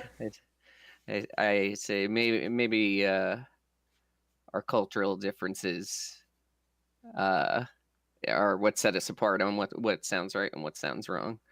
But Yeah. so what time did you guys get here? Oh, we got in 6 p.m. last night. Mm-hmm. Well, what would make you show up so early for a gig? Polar bear swim. You go tomorrow morning. Is there any way for me to tell if he's telling the truth? I believe that would be interrogate. Literally, one of the questions is the Woohoo! suspect telling the truth? This guy couldn't be telling any more of the truth. Cool. That is a GM move, isn't it? Animator move. Cool. Yeah. So he basically he says no. We come for polar bear swim. You come too tomorrow morning. Come with us. Is very bracing. We dip in the lake early morning, 5 a.m. No problem. I'll see you there. I will And, come get you. I'll meet you at the Malt Shop at that time. No.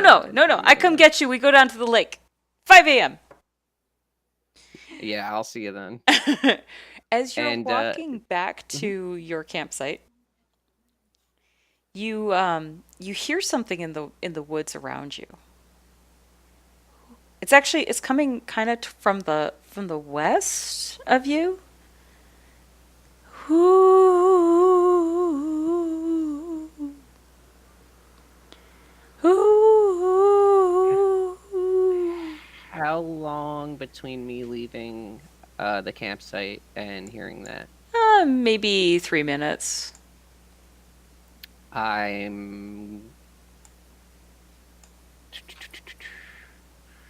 Is there anything I could do to try to?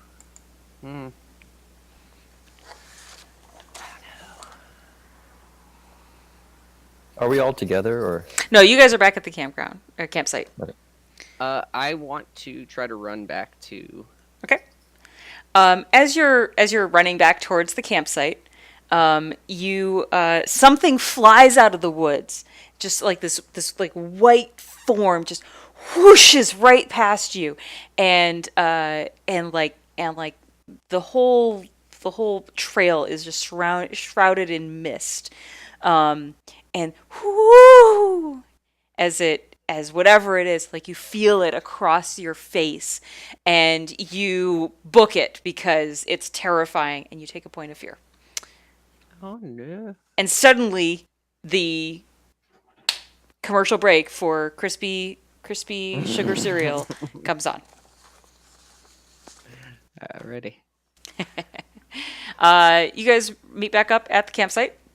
Um, Bo and August and Leopold, the three of you have been working on the plan and uh, probably figuring out where you should investigate next.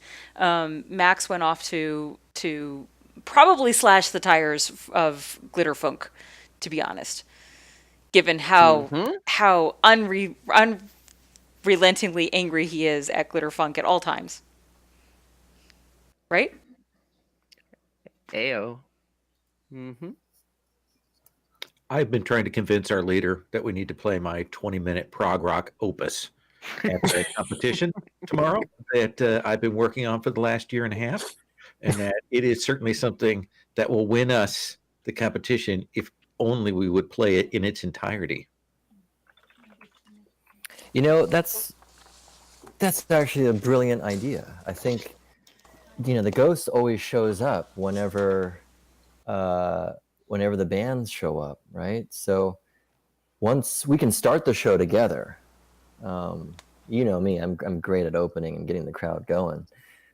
Then you can do your solo, and that frees Yeah. us up to do That's some investigating 13 and a half while they're minutes. watching Yeah. you. Yeah. 13 and a half minutes. That's a long time to dance. I'm going to need lots of chocolate before this show. And actually, I toss you one. I have an endless pocket of groovy snacks. Ooh. So, does that mean that Leopold is having a groovy snack? Sure, why not? All I right, think that's a move. it is. Go ahead and let's see. It's Well, we don't need to heal anything, though, right? So he does Well, not. it gives me plus one. It potentially gives me a bonus on a future move. I Yep. think is what way that works. Yep. So go ahead and Let's- roll to see if it is good for you or if this groovy snack is maybe a little too much. Okay. So you have a +1 to the roll for the next move you attempt, but you also have a -1 on one of your attributes, and I'm going to say it's a -1 in your charisma. So do I just adjust that myself now? Yeah, you can just adjust it for right now. you got some chocolate over there on your feathers. Yeah. All right. Well, And thank then you. and Max Thank you just so much. comes running up to the campsite, looking like white as a ghost. Max, you look as white as a ghost. I think he needs a snack, a groovy snack. And I reach into my back pocket and I toss him a groovy snack. It is a handmade chocolate brownie piece. Nice. All right. And are you using your groovy snack power on this one? I am. Okay. Yes, I'm trying to. Hey, man, you just gotta calm down. Calm down. Look. I got your favorite snack for you. I try to stop shaking and eat it while I describe what I had seen and heard coming out of the west part of the forest. I think it was, Mhm. and It's the forest to the west of you. So, um, you guys are here at the campground, and to the west is, well, the Bradley house and the creepy graveyard. Oh, well, you look like you've seen a ghost or something, man. well, yeah, maybe. I'm not quite sure what that was. I didn't want to go alone. Who would keep tempo if something happened to me? So the groovy snacks, by the way, are very effective on you, and Max, you heal your fear. Thank you. It's a really good brownie, man. Yeah. The brownies Really mellow him good out. brownie. Yeah. And I also mentioned that um, that our rival band claims to have no hand in what happened, or at least, excuse me, that's not what they said. It- They said I could have swore they I got here heard last night so they could do the polar bear dive. right, and on top of it, I could have swore I heard them. Oh, by the way, the bassist name is, I'm sorry. In your group? Yeah, So August Yeah. is the bassist. August. The Swedes said that you were playing the wrong note on need to name a song. Go ask the ostrich. Go ask the ostrich. So, you know, I'm a pretty good swimmer, man, and if we did this polar bear swim, that's a good chance to go through their clothes, you know? Maybe we can find some glow-in-the-dark paint stains or some other clues. So, yeah, I'll challenge them to a swim, and maybe we can look through their stuff. That's perfect since I can't swim at all. Because you're an Despite the fact that ostrich. ostriches can normally swim, I go, oh yes, yes. Let's have them go and swim and leave their things behind, and then we'll go through them. Oh yes, we will. Oh yes, we will. Let me get the paint. Yeah. Wrong on the third line. They don't know. Swedes, biting, big-fingered freaks. All right. So, what are you guys gonna do for the rest of the night, though? Because Are we gonna check out the graveyard? you've man? got a mystery to solve. Yeah, Yeah, you said you saw something towards the west? Yeah, in the woods. It looked just like a ghost that came swinging out. It felt like it was almost going to hit me. Then we gotta check that out. All right. And at this moment, like the leader suddenly gets this like brilliant idea, and he's like, "Guys, I've solved the mystery. There's a graveyard, right? Ghosts come from graveyards, so yeah, it's got to be there But or something." okay, Captain. And if we find a gravestone that's glowing, and he kind of loses his train of thought. What was I talking about again? Well, let's go check out the graveyard, man. All right. Is everybody going to the graveyard then? with this ghost around, I don't want to be left alone. So if that's where they're going, Fair enough. You're kind of stuck between a ghost and a gravestone. I mean, literally, like you could be left alone at the campground, or you could go into the creepy graveyard. damned if I do, damned if I don't. Exactly. Might as well die with friends. Okay, so you you guys head into the graveyard, and it is dark and creepy. And do I have dark creepy music? Let me see here.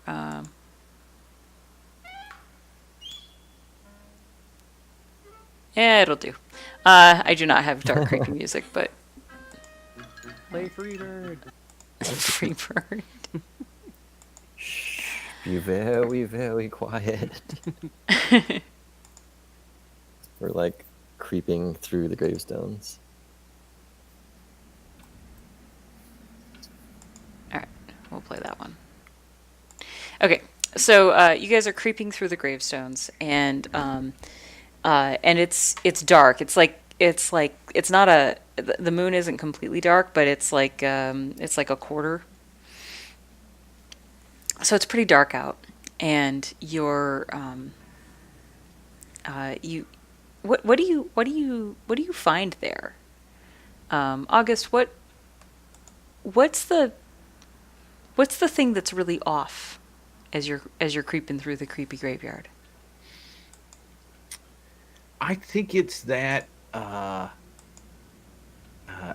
it looks like they've been like doing construction, like clearing ground around outside the graveyard, and that looks really weird. And so we have to kind of make our way through that to get to there, like the stakes marking lines and stuff. And it looks like somebody's trying to build around there. Yeah, and in fact, the all of the marking lines and everything, they're in glow in the dark yellow paint. This means something. Dun dun dun. I turn to Leopold. This means something. Leopold, what does this mean? Means that one of the construction workers is obviously pretending to be a ghost and frighten us away. Or that the ghost is a construction worker also. One or the other. We could see if any of the headstones mention construction work. Because that's a thing, right? Sure. Well, let's see if we can find any ghostly footprints. Because they'll be like in glow in the dark, right? Could be.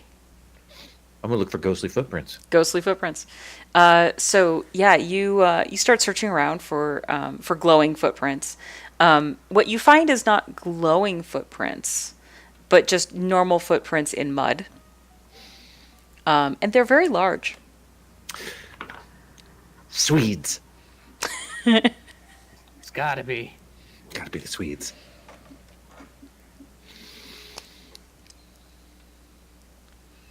What do you think, boss? Sorry, Captain. Which direction are the footprints going? They are heading further into the creepy graveyard. Let's follow the footprints and see where this goes. Why would a construction worker go in further into a graveyard? Okay. But everybody, be very, very quiet.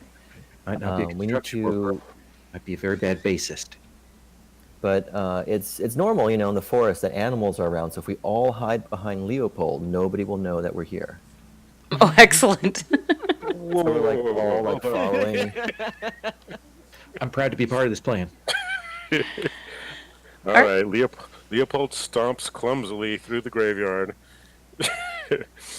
Yeah, actually, as everybody, well, maybe you weren't aware, ostriches can actually see in the dark.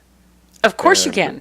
And using my animal senses, I notice that there is a sheet with 2 eye holes poked out of it, off in the distance. Yes. Yes, indeed. And the footprints lead up to the sheet, and then the ground gets more firm, so you can't see the footprints anymore.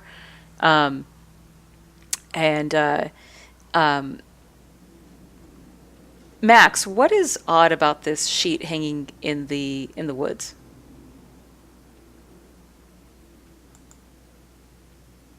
It is. Well, what's odd about it?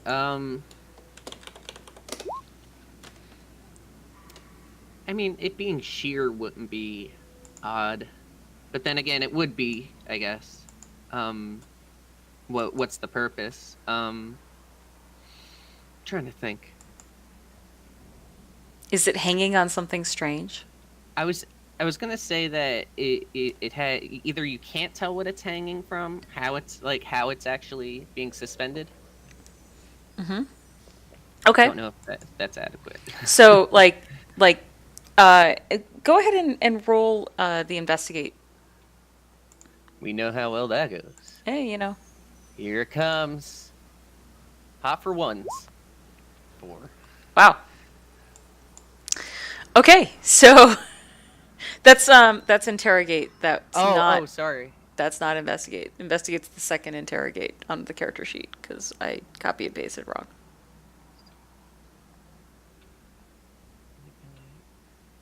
Interrogate. Search for clues. Okay. So it's 2 interrogates, and it's the second one. Yeah. Got it. Hooray for mistakes! Way better. I did it. Okay, so you find a clue, and I tell you what it means. And the clue is, of course, that it's strung up using fishing line. Really strong fishing line, so that it's practically invisible in the dark, like how it's hung up. And the fishing line is attached to a tree branch, and when the tree branch moves, this figure like kind of moves too.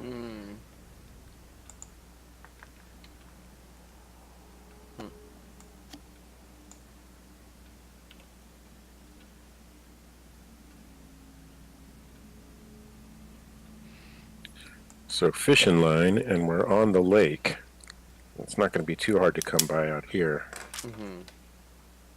Indeed. But fishing line would be pretty weird to find in a high school, right? So I think that's a pretty good clue we can keep our eyes out for. We should check if the footprints keep going past it if they head up towards the Bradley house. Can we pocket the sheet as evidence? Sure. Yeah, absolutely. You stuff it into a backpack. Somebody's wearing the backpack. Maybe Leopold.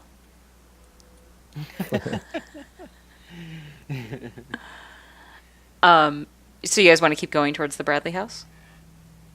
I just want to see, if when it gets more muddy again. Do we see lights on at the house, like, or anything No. from the distance? No, you do not. Well, it looks like it. We're not that far from the house. Let's figure out what the heck this tiki-taki crap is about.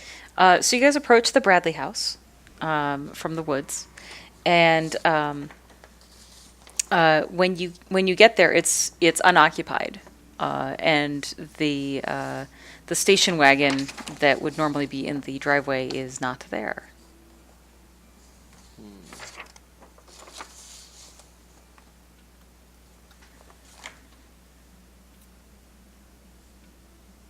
Have we met anybody named Bradley? No. Okay.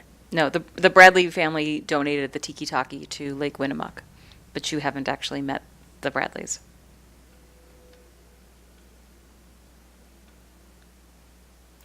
Well, You do see that there is a pile of mail on the front step and a few newspapers.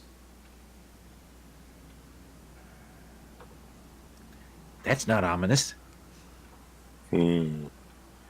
Let's see if they subscribe to a fishing magazine.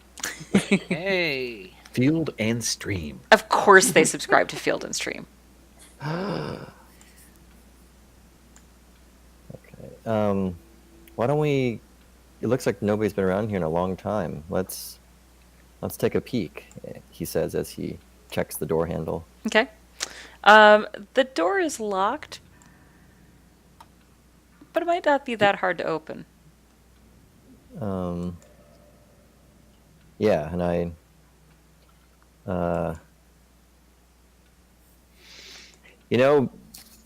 played freshman football, and I was pretty good at it. And he kind of like takes a few steps back and runs towards the door. Okay, you can force the door. Yeah. Roll plus tough. Okay.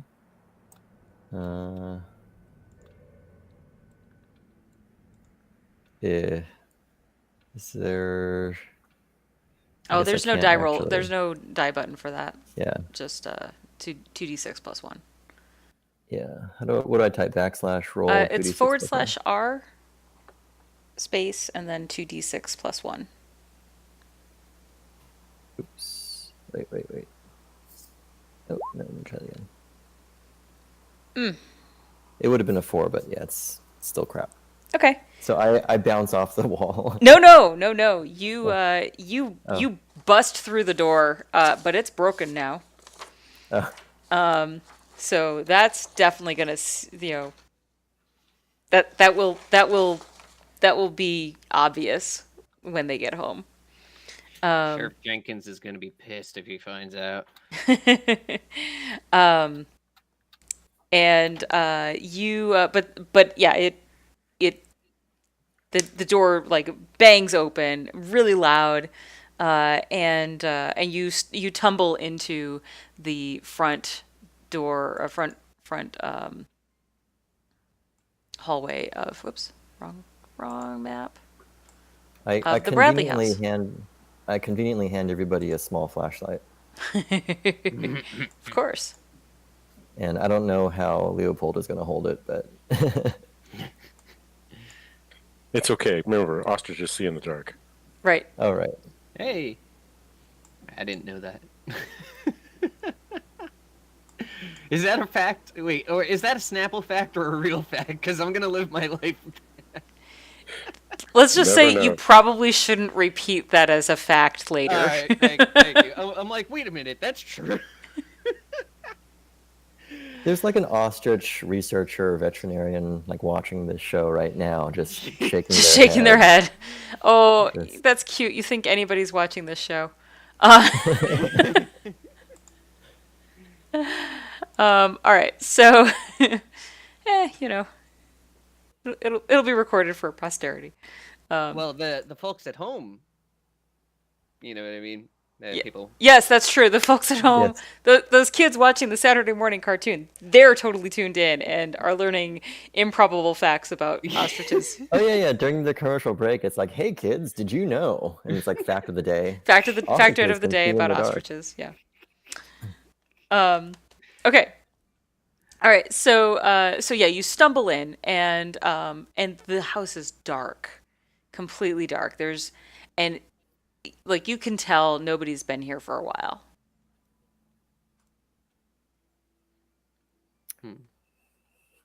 We got to find that tiki taki. Um. So wow, it's a big house. We should check. I suggest that we check. When you say it doesn't seem occupied. It has been occupied for a while.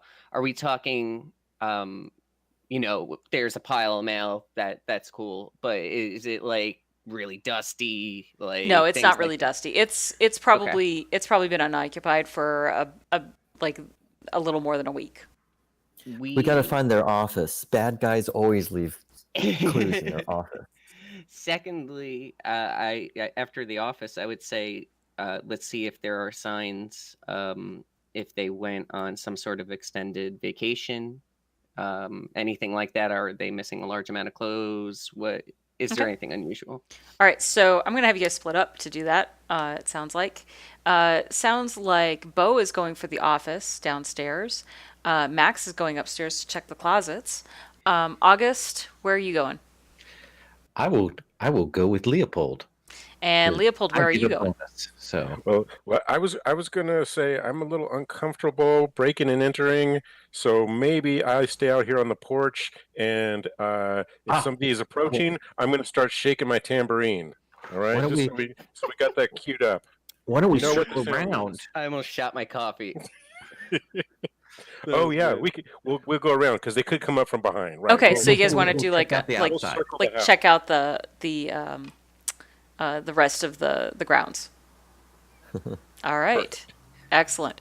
Okay, so Leopold and August, you guys are checking around the rest of the grounds, and like there's a shuffleboard court, there's a patio with like a couple of tables and lots of chairs and everything. Apparently, the Bradleys have a lot of kids. There's a swing set and so forth. What do you find out here that's suspicious?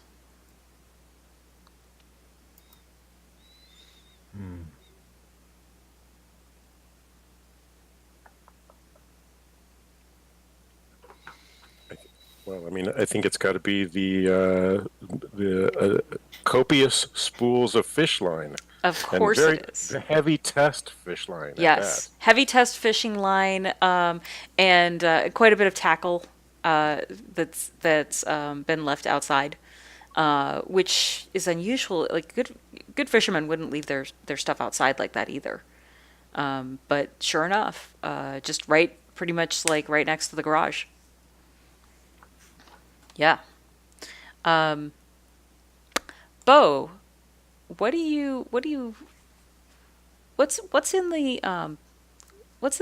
the office? Um, well, it looks like this is a pretty nice house. Maybe the owners were architects or Yeah, something. So I Mike see Mike Bradley blueprints. is an architect. Oh yeah. Yep. Okay. Yeah. So I see like blueprints, and I find maybe I find a blueprint of the high school, Oh, absolutely. Yes. Yeah. and I'm like, and it's a clue. It's a clue. Um, Yeah, in and fact, and you also find blueprints of apparently the ground around or the site next to the graveyard. right, like where the construction Yeah, is. yeah. There's like a surveying layout. Do I And see anything, any notes or like handwritten things or? roll investigate, Okay, which is the second interrogate. sure.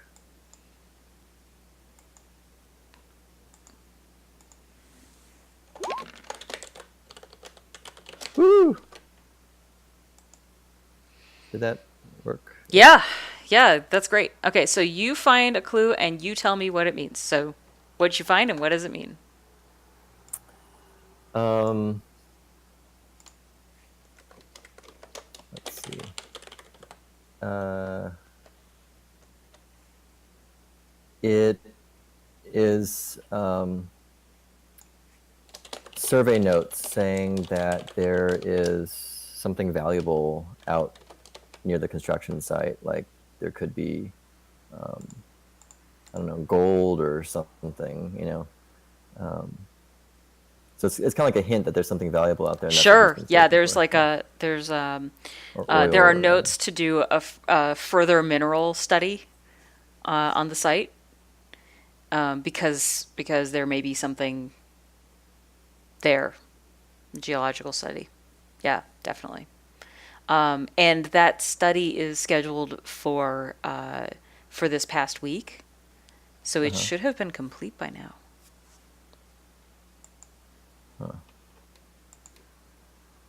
I wonder what this has to do with the high school, because the blueprints are both, and so I kind of like roll all of this stuff up and kind of go back out and try to find everybody.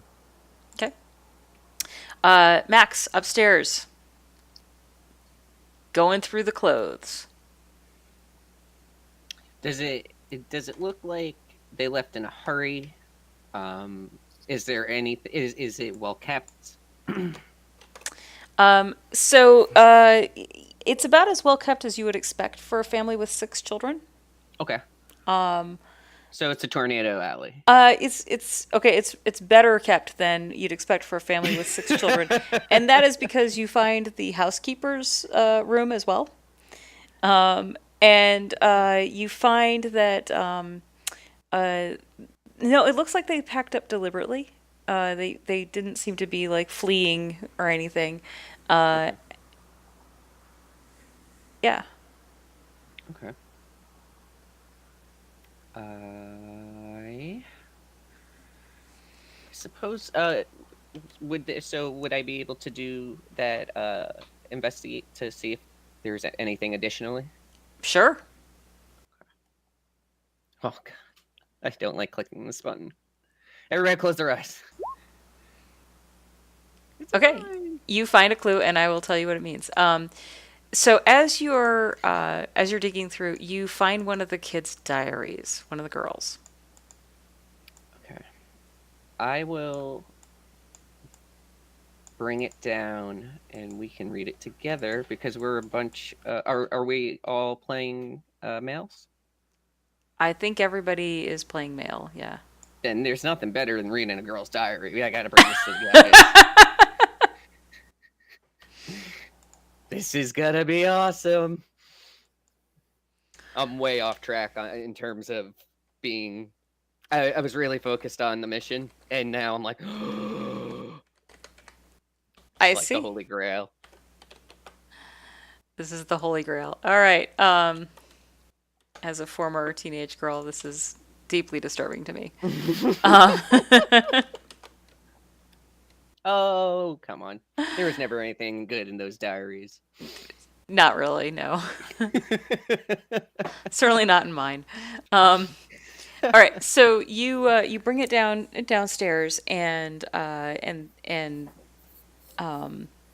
you meet back up with Bo, who has a roll of architecture plans under his arm, and Leopold and August are still outside. They're actually out in front when you guys meet up.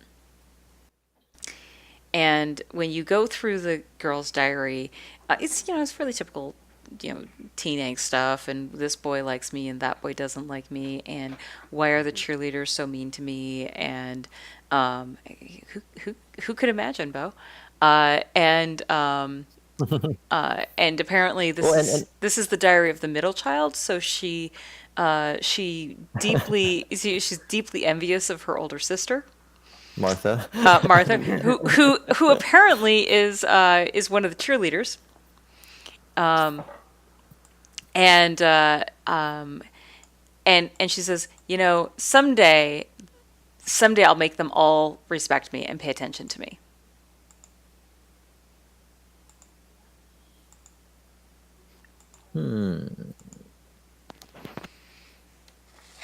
I'd never trust a girl who doesn't like cheerleaders, says Bo.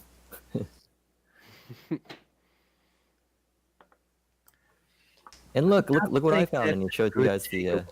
So bad, I'm not thinking. In my vanity, is there any mention of what band she likes? Yeah, she is super hung up on Glitterfunk. I drop the diary and start wiping my hands on my pants. Apparently Hans is super dreamy. I don't think we need to solve this crime. I think this town will be fine on its own. I think we all know who the villain is here. It almost seems like the more we look, the more possible suspects there are. It's all of them. I was thinking that you're onto something that I don't know what the time frame would have been from us going from the high school to the hardware store to where we are now. How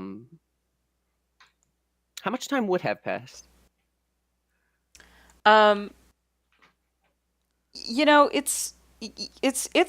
It's really late at night by this point. Okay. Yeah. So I was thinking that, and I'm talking to the bandmates. I'm like, I was thinking, how would there be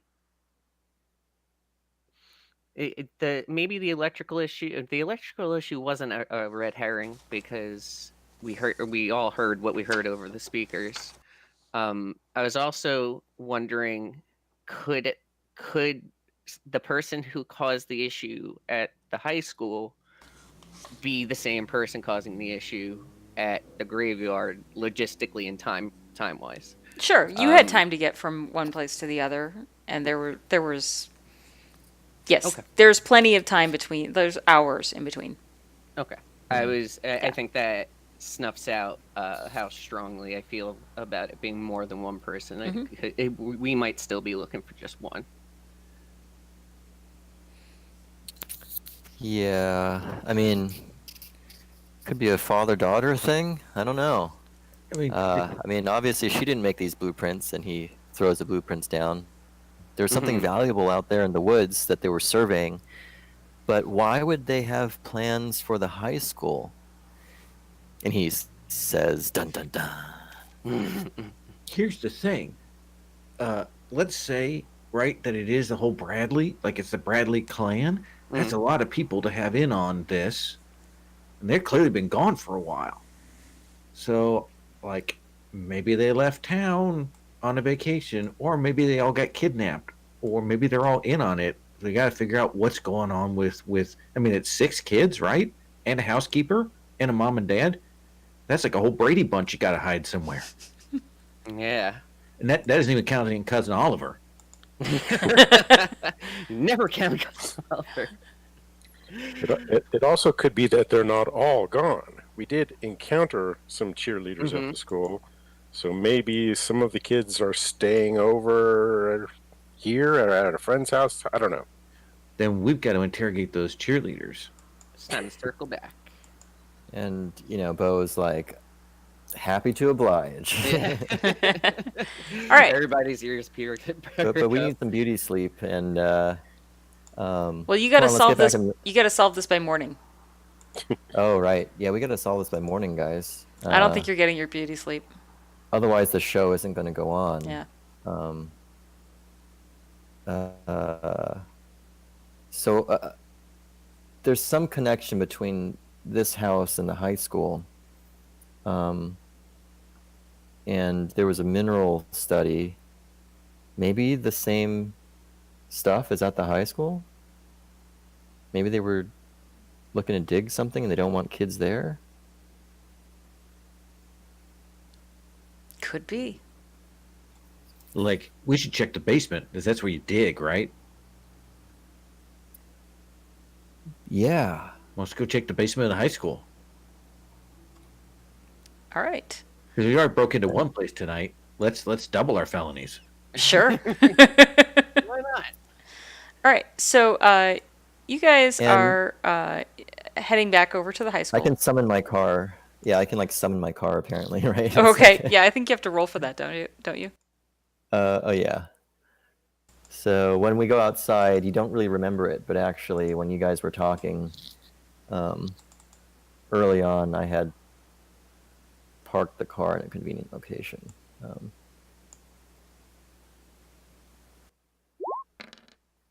You sure did. So you remember where you parked, and it's nearby. And Yeah. And I completely remember everything from driver's ed. I remember exactly how lanes in a road are supposed to be painted to code.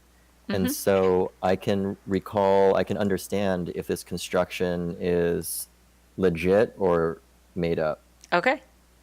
All right. So that's great. Aside from them using maybe the wrong paint, because they're supposed to be marking in orange instead of yellow, the construction site seems legit. If they're using the wrong paint, that can be that could be explained by the paint being short at the hardware store. Could be. Right. All right. So you get back to the car, which you parked in the Bradley driveway, and as you're getting in, TV's Don Knotts and Phyllis Diller come Oh my walking up. God.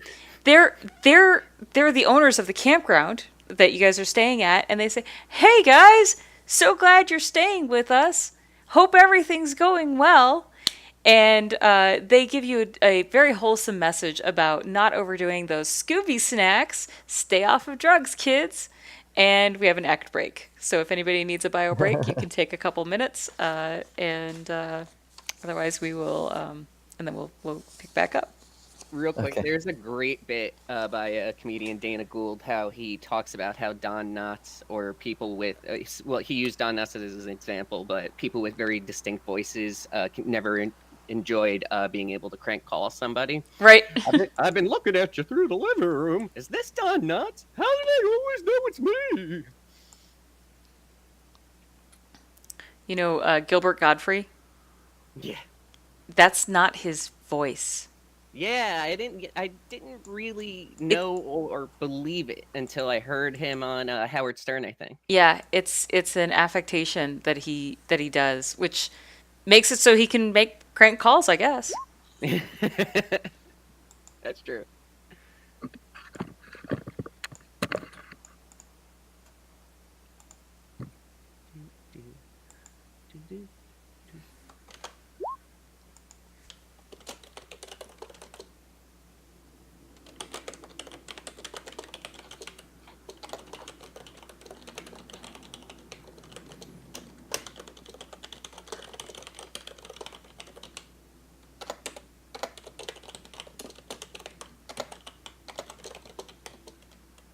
At first, when you said it was Don Knotts, I was thinking of Don Rickles. Oh yeah. And I was like, oh my God, insult me, please.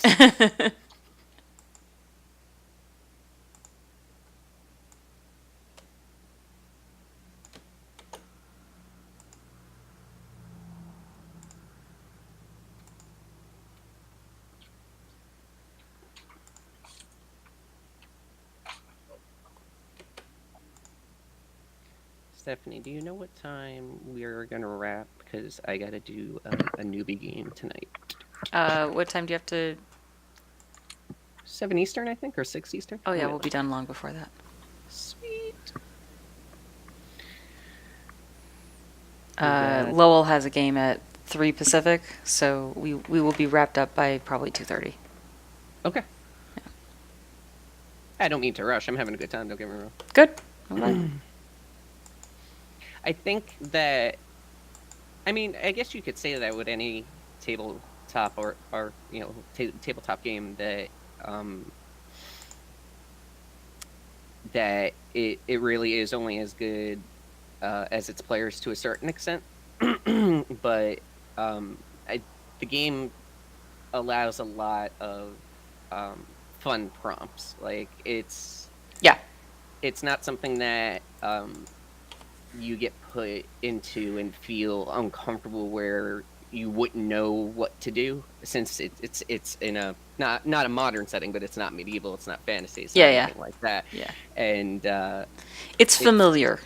yes, Yeah. it's familiar, and I think that it would be pretty comfortable for most people to start engaging in right away. So I posted in the chat to between in the act break here. Go ahead and refresh because I updated the character sheet.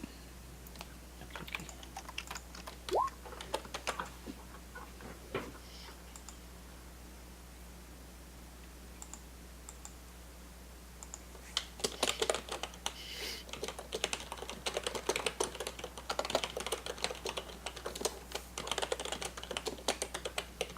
Can you hear me? Can you see me? Okay. Yes, I can see your photo and hear you. That is I am a professional who can maintain a job picture. No, I do not have a court date today. I like that picture because the Tri-Corner building is in the background in New York, and it's my favorite building in New York.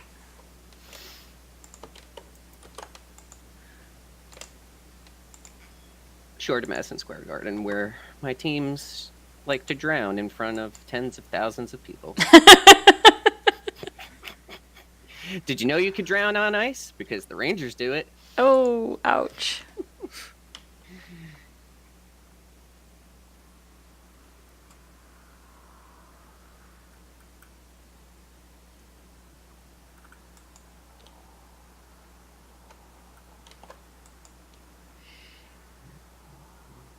You know, believe it or not, I don't know if you guys go through this at, whoever might be into concerts or wind up at a large venue in your city, but every time the Ringling Brothers come to the Garden, it stinks for a week or two afterwards. Like, it smells like peanuts and like the distinct smell of like giant beasts roaming around.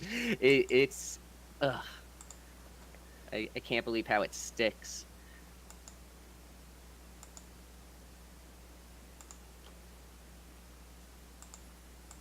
Lingering circus stink. That or it's the smell of our team, whichever.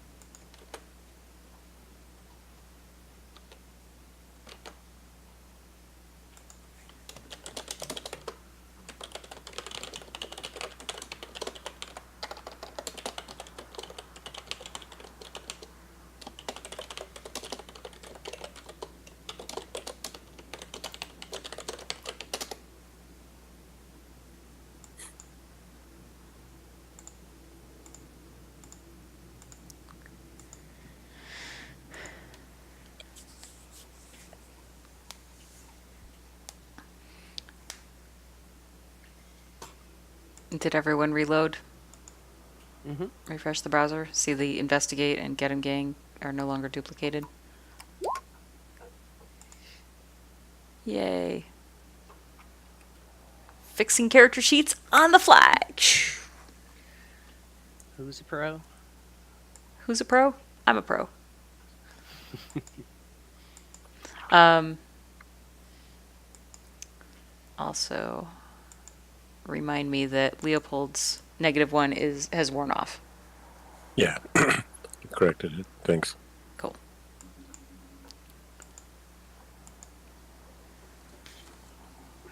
Because that only lasts for that current act. So, like once there's an act break, it expires, which is great. Leopold has wiped the chocolate off his face. He has cleaned up. He's cleaned his feathers.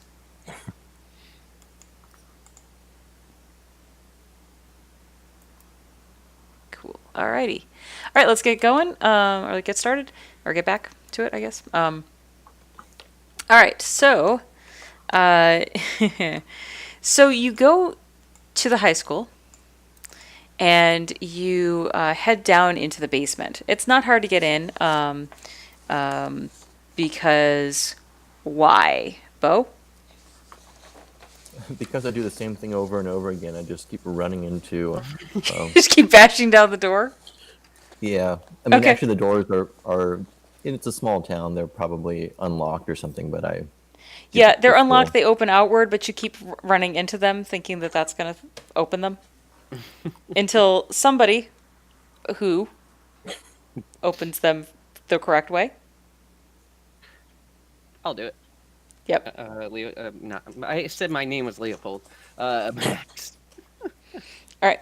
So yeah, you run into them a few times until Max actually opens the door the correct direction. But you make a good amount of noise. And you guys creep down into the basement. Now, this is the basement of a high school with a very active theater department, and several sports teams. So, what are some of the things that we're going to see down here in this basement that would be not out of the ordinary? Dodgeballs. Definitely, like there's a bag of dodgeballs. What else do we have? I think there should be enough costume and clothing racks that it actually looks like a big Hollywood production, because how would this high school have this much stuff down here? Sure. So it looks like the set dressers Yep. or the animators went nuts. Yep. And Mannequins that Yep. freak us out a little bit. mannequins, yes. There's like some mannequins just propped up. What else is there? I think there's a lot of banners indicating maybe they've been state champions in this or that, this one sport or another. Yep. And they're they're like tacked up on the walls, even though like nobody comes down here. Just sort of keeping them fresh or something. There are like carnival booths from when they do the spring carnival, right? What else is down here? Old Mascot Costume. Definitely. Like Five Nights at Freddy's style, kind of stacked up against the wall. Yeah, this is the old one, so it's moth eaten. right? Booths, dodgeballs, Mannequins. banners, racks of costumes, and some mannequins. Excellent. And it's very badly lit down here, obviously, right? Like the lighting is just the red exit signs that lead to various doors. So you guys have your flashlights, but they're not terribly bright. And you're going through this the dim eerie glow, absolutely. So you're going through this basement with all these creepy things, and just up ahead, August, you actually see you see like a kind of a green glow coming from under a door. And I will kind of do the gesture that says everybody hang on. And then I will like do this silent thing where I point at us and then eyes and stuff, and then I point at the ostrich and I point at the door like, you should go check that out. Not me. I'll be back here. So let me get this straight. You're saying that you see an ostrich over there? No, I'm No, right no. here. No. You go over there and look. Ah, I see. This is once again, I'm the bait for the trap. Is that what they were saying? All right. Well, I'll just this one more time. This is the last time. It's not going to happen again this episode. That's for sure. It couldn't possibly. All right. And Leopold. And I do a little pep talk, and I'm like, Leopold, if you do this, I got choco treats. Oh, And okay. All right. It's a deal. I know you're playing the looker, but really you're also playing the weird. It's great. I know. All right. So Leopold will begin to stomp clumsily over, because I don't know how else an ostrich would move. No, they're not. They're yeah. graceful, but they're graceful in the way that like a 747 is graceful. They're graceful out on the plain. In their element, yes. Basement? In a dark basement of a high school? No, not so graceful. So you clomp up to the door, and do you open it? Yes, absolutely. Okay, so like you lift up one of your legs and and and you open the door, and it creaks open, and a like giant like 7 foot tall glowing shape just rushes at you. It kind of looks like a kind of looks like a pirate, with the tricorner hat and everything, and it comes running at you, and it is going to Zoink. chase you.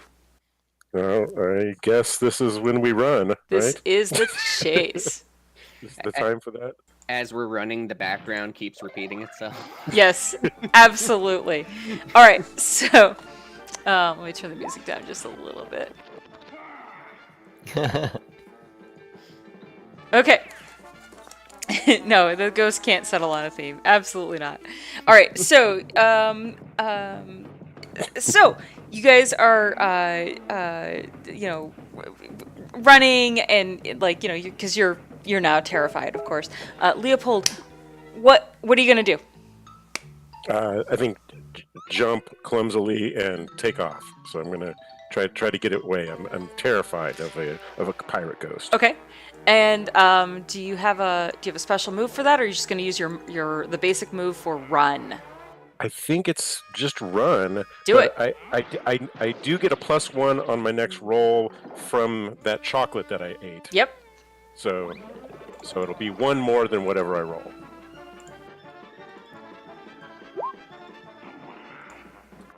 Okay, so it's an 8. It's an 8. Okay. So you outrun your friends. So So good I'm for not you. last. You don't You're have to not. be faster than the ghost. You just have to be faster than your friends. That's right. August, tell me, what are you going to do? Actually, I'm going to trigger to help the next people who haven't rolled yet. I'm going to trigger the montage time where suddenly our song "Go Ask the Ostrich" comes playing over the soundtrack. Excellent. All right. Where I fire up the band, we trigger that, and all player characters succeed at their present run efforts, but have to describe their antics. So I think, at least in my case, we see suddenly one of the mannequins is me in the costume, dressed up like that as the ghost comes running past. So that's my particular antic. Okay. All right. All right. So your antic is basically to hide in the mannequins, right? Yes, pretend to be a mannequin. To pretend to be a mannequin. Super classic. Okay. Bo,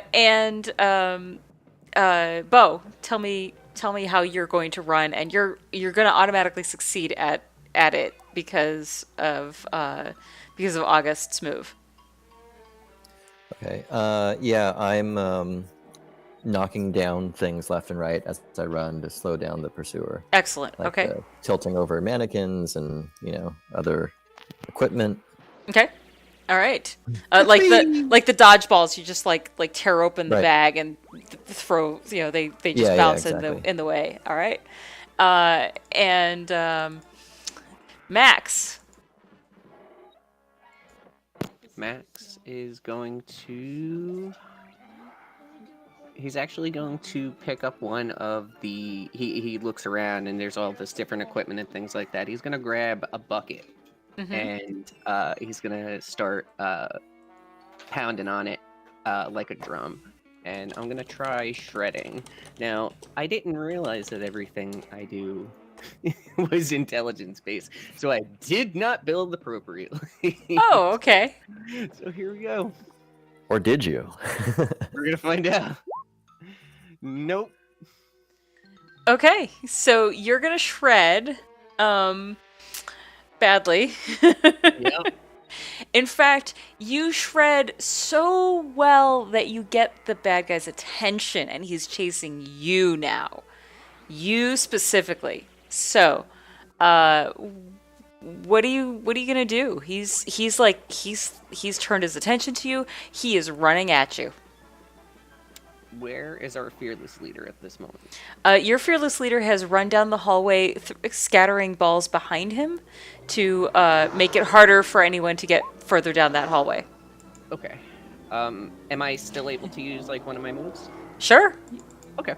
I'm gonna do Why Am I Always in the Back? Uh huh. And I'm gonna kind of put my like do a little backpedal and be like, listen, man, I'm just the drummer. No one cares. If you get me, it won't even be on the back or it won't even be on the front of the paper. Like,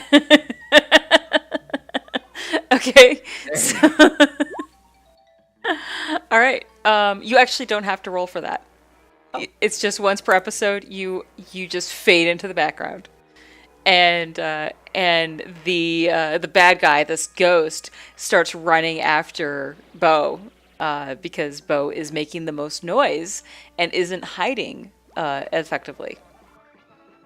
I Oh. don't know how Get 'em Gang and all that works, but I have a move. Let's get that bad guy. Uh-huh.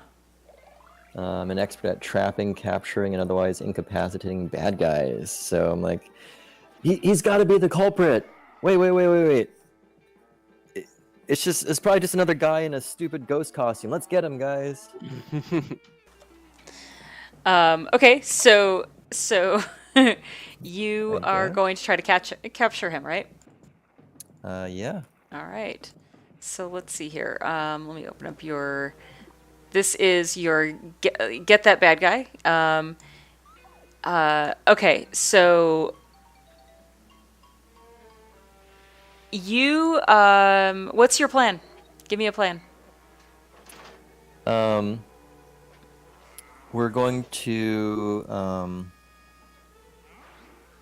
like I'll be the distraction, like I'm throwing dodgeballs at the character, and I do this like caw caw like secret, language that we got, and I'm kind of like motioning for um, Leopold and August to um, come in from the back um, Well, and Leopold is actually in front of you. Don't forget, oh, in front. because Okay. he outran you. Remember? Right.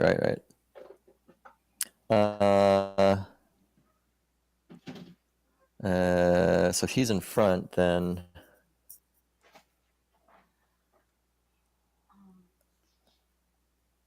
Okay, so what I'm going to do is I suddenly slide behind one of those booths, and I'm waiting for the ghost to run by, and then I'll try to trip them Okay. because the ghost will go running after Leopold or somebody. Okay. So go ahead and roll, and because of your move, you get to roll plus your agi, your agility. Mm-hmm. Okay, so oh, get him, guys.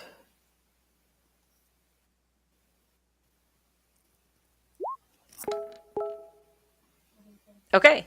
Just good. All right. So you trip him, and he's like stumbling, but he's still running. And he runs pretty much like almost into Leopold, who is doing what? Well, this got to be the time. I think Eric's is, or not Eric. Max. Max. Max is playing his drum solo, and the Vince gets out of the way, does the trip maneuver or attempts to, and is heading my way. So I hear the drum beat going, and Leopold starts dancing. All right.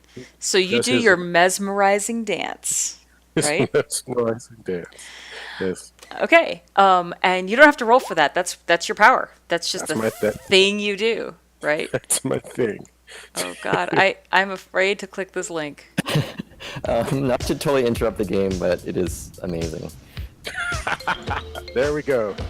It's got the appropriate music. And Wow. everything. Wait till about second 15. That's where it gets. Yeah. Okay. So I'm gonna stop that right now because that's too awesome for words. And the audience at home did not get to see that, so I feel bad for them. But oh my gosh, right? Wow. For those of you at home, please Google YouTube ostrich dance. Ostrich dance. Actually, I just gotta play it for them. Sorry, YouTubers. Here we go. Just play it for about 15 seconds here, just, for our Twitch audience. So this is the ostrich dance that is happening. All right. Thank you. All right. So that happens, and he stops and he stares, and Max and August and Bo, how do you catch him? Can we dump paint on him? Oh, dump paint so he slides, and the other two of us will grab a banner and wrap him in one of the banners. Okay. Yes. Sounds good. Yes, that Oh, is what yeah. happens. So, and you get him wrapped up in a banner, and then you unmask him, and it's Gus, and he's cranky at you. He's like, "What are you doing down here in my high school? Get out of here!" Why aren't you a Viking? I thought we wanted you to be a Viking. I'm no Viking. I'm Gus.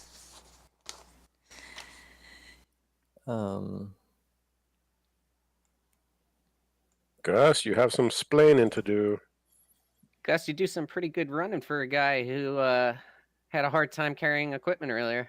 I was in track when I was a lad. Hmm. So Bo walks up, menacing like, like he's about to interrogate him with his fists or something. Uh-huh. And at the last Let me get second, him. instead of doing this, he starts to loosen up his ascot, Uh-huh. and he kind of smiles charmingly at Gus and says, "Is it just me, or it's getting a little hot in here, Gus?" And he starts like loosening his ascot, showing his chest hair, and he starts to ask Gus some personal questions. Okay. Such as, are you Um, interrogating him? no, it's a ascot so hot. Oh, Ascot's so Um, hot. All right. yeah, well, it's a form of interrogation. It's like interrogation with charisma. Got it.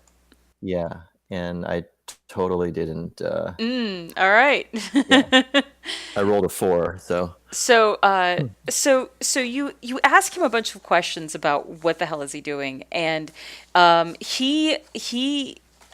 it comes out that he's not he hasn't been doing this ghost thing. He was down here, and he's been basically like doing the taking care of the theater props for a while, and like he just you just basically attacked him, while he's working.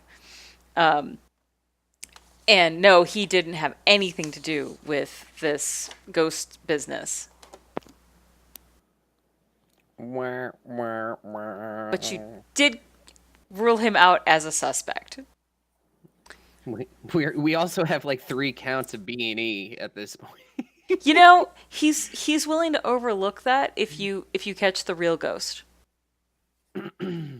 I hand Gus a choco snack and say, "Yeah, don't worry, man. We got you covered. It's got to be the damn Swedes." So he eats your groovy snack and he feels groovy. Real groovy. He just mellows out. Totally mellows out. Don't do drugs, kids. Okay. I do want to ask him a question then. It's kind of like, Yeah. I do want to say, well, we know there's something up with the basement with this whole ghost thing. Did you, when you were looking around down here, man, did you see anything like weirder than us? Or Equivalently weird. I'll also take that. Go ahead and roll your interrogate, Okay. which I think you get to do with charisma as well, don't you? Charisma. So I will 'Cause you- roll. That's an 8. Okay. So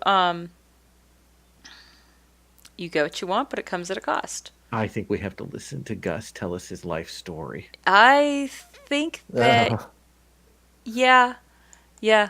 And what is it that you want? I want him to point us to, like, I mean, there was a map of the school and things like that. We know there's some sort of excavation, things like that, that there's probably something down here that he's seen that he didn't realize was related to that. Yeah. That we'll put together. Yeah, so what he has seen is there is a crate of that he hasn't opened, of like carnival prizes that that came from the Bradley house.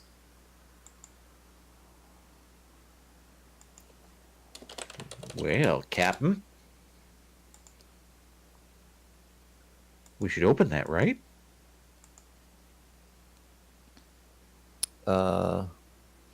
Open it? Yeah. I say, stepping back. All right.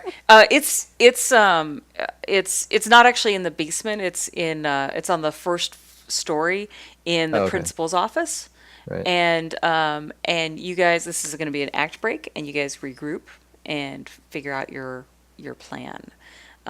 So the first part of your plan is obviously going to be to open that crate, right?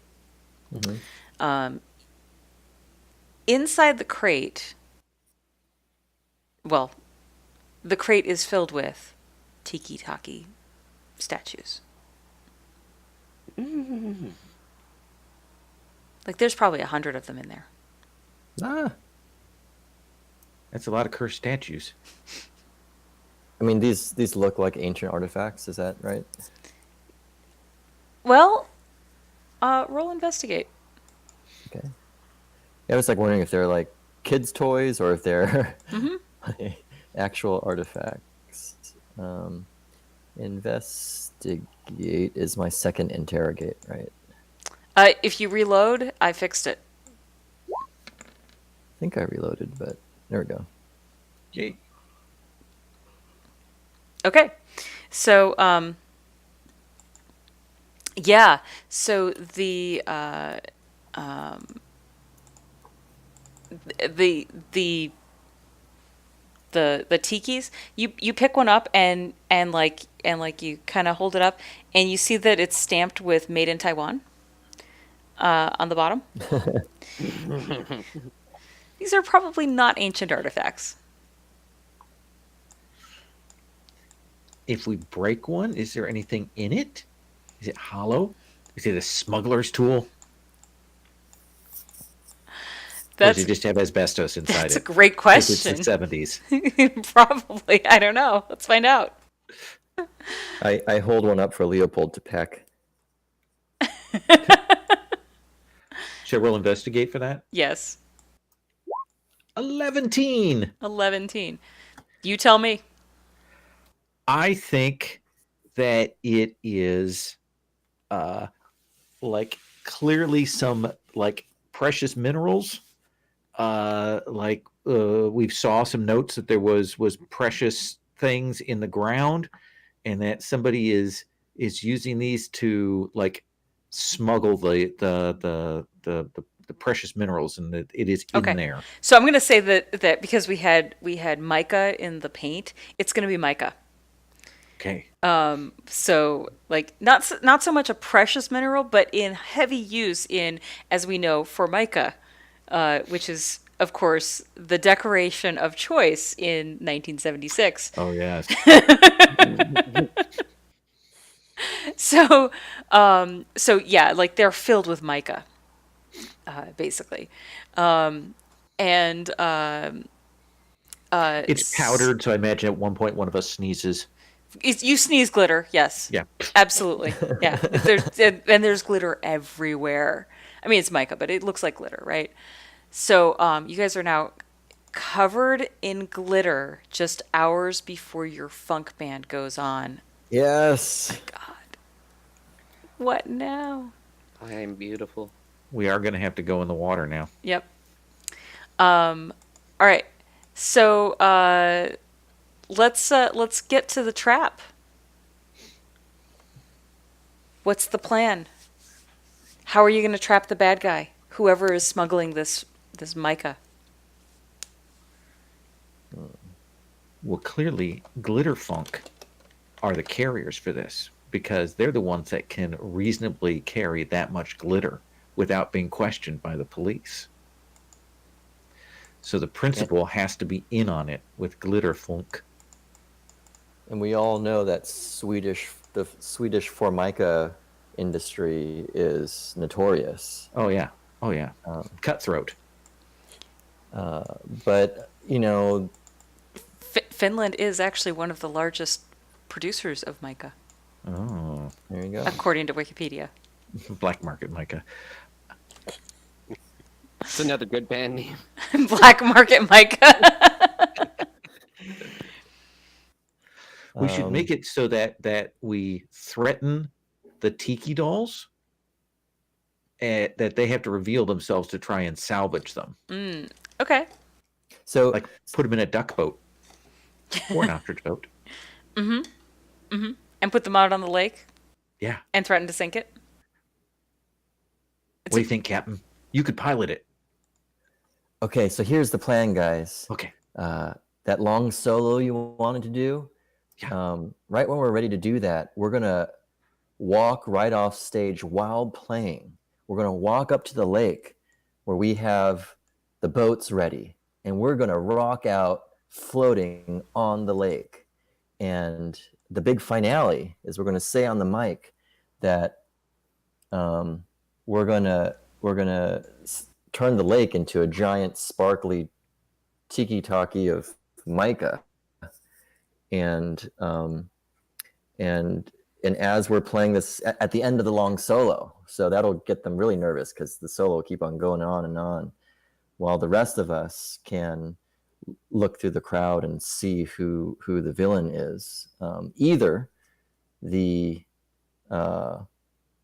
the funk will try to stop us and they'll reveal themselves, or we'll see somebody from the Bradley family.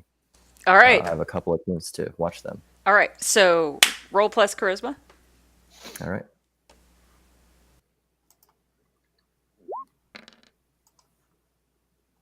Ten. Hey, look at that. All right. The gang gets 3 hold collectively Yeah. that you can use for the rest of this scene, which is the big climactic scene. So let's use them up.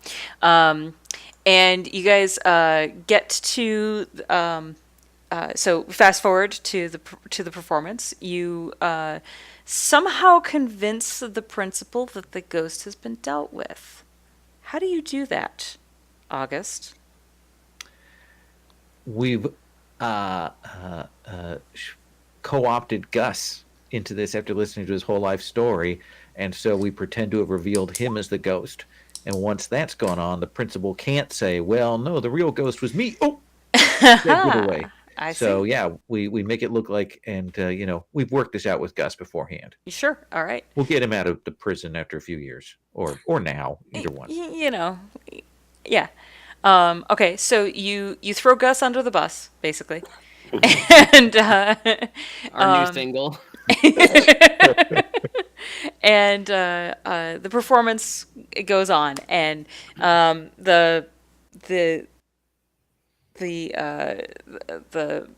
boring love song people. What are their names? The Feel Goods, right? The Feel Goods go on first, then the Candy Stripers, and the Candy Stripers are like surprisingly popular considering they're just really bad pop music.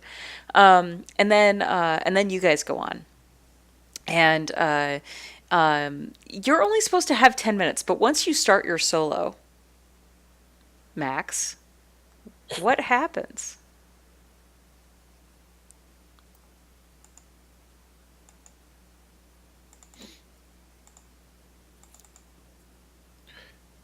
Oh God, I'm Max. You're Max, Eric. Sorry, Yes. Sorry.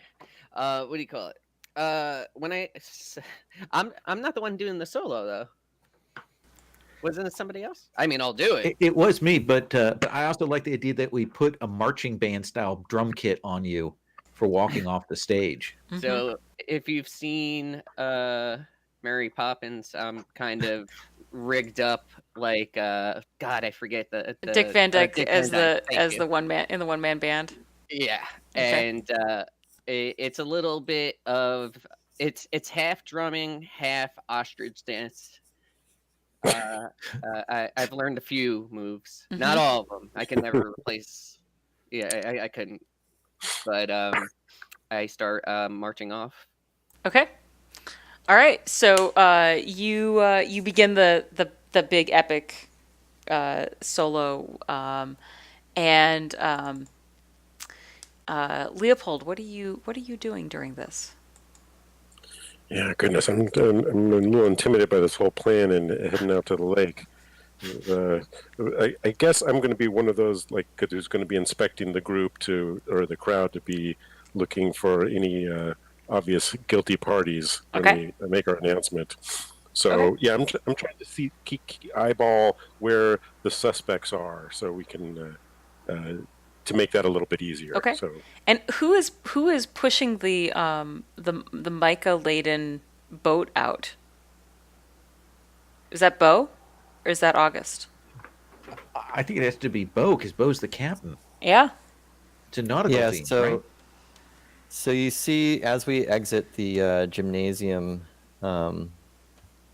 you see I jump on top of the land yacht and push it out towards the lake. I don't know if this will work, but Hell yeah, it works. Sure, it works. So we don't damage the vehicle. The land yacht is literally a yacht Yeah, okay. It's amphibian. and starts to float on the lake. Okay. And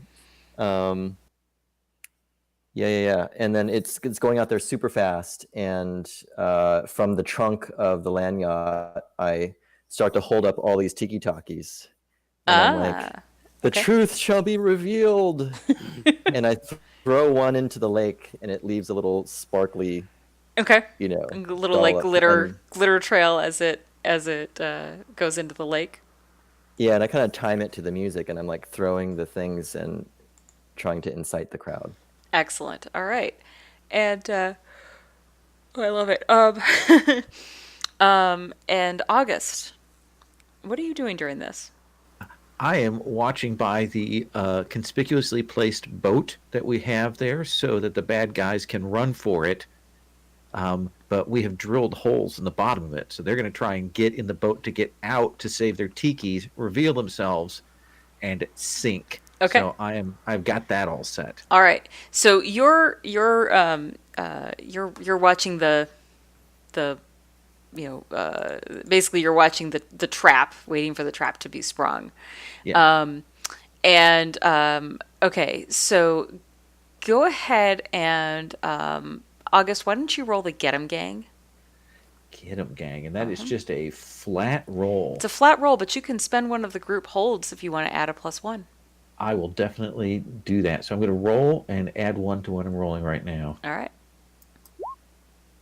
So that's a 5. Okay, so as you are at the boat, and you're next to the old boathouse for this, right? You see a shape moving under the water, and it goes up to the car floating in the water, and like you see something hit the bottom of the car boat, and it rocks it hard. And there's Bo like trying to hang on. Apparently, whoever it is didn't need your boat. Oh, because they're big Nordic polar bear people. All right, so whoever it is, they're right there under the boat. Bo, what are you gonna do? I'm going to.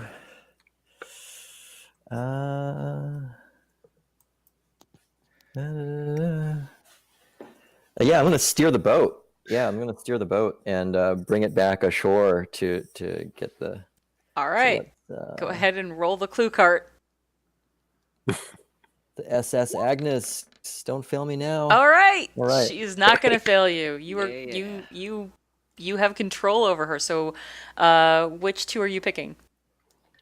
Yeah, so we're super fast, and the vehicle goes exactly where I want to. So I'm trying to drive it, back towards the crowd with this whatever it is chasing us. Okay. And I'm like, this is Detroit automotive engineering. Detroit. America. Okay. Leopold, you are scanning the crowd, and you see that when this happens out on the lake, the crowd, which had previously been really into the performance and they were really excited about the water show that they're getting, they get very nervous and anxious because this is not what they expected, and people start to panic. It's going to turn really ugly really fast. What are you going to do? Do I unleash it? Yes. All right. We can't have widespread panic. It's No. going to be a disaster. Yes. The crowd needs to be calmed. They need to be mesmerized. Yes. Yeah. I'm unleashing the ostrich dance. Unleash the ostrich dance. Unleash the ostrich. That's the next God. single after. So so you start your dance, and people are like, hey, look what the ostrich is doing. That's so cool. Whoa. And they're just completely mesmerized by it. It's so fascinating. Max, it's so beautiful. What are you doing? The crowd's under control. I'm having a hard time figuring out what I should be doing next because my band is kicking butt. Your band is Um, kicking butt, but there's a bad guy that's still on Bo's tail, and you've got you're drumming the beat. Okay. So I'm going to try to shred. And again, I apologize for my stat allocation. That's fine. But Oh, you could take a +1. You can take a +1 out of the holds that were for the group. It's all part of the plan we discussed. we're doing it. Okay. Here we go. Hey! Awesome. Okay, so you are a complete virtuoso. And the bad guy becomes stunned, both by your playing and also by the mesmerizing dance of the ostrich, let's face it. Yeah. Oh yeah. And he surfaces and he's like whoever it is, he's wearing like head to toe like scuba gear type of thing with a mask and everything because they always have to wear a mask. And you guys go down to the lake, and Bo, you reach him first. You can unmask him and tell us, would you please, the roll plus your int and unmask him. Okay. So I roll 2d6 -1. Oof. Okay, But I take a +1 with the last one. The last. you'll take the +1 last for- +1. Yeah. And I think someone else has an ability to give you even more +1. Max?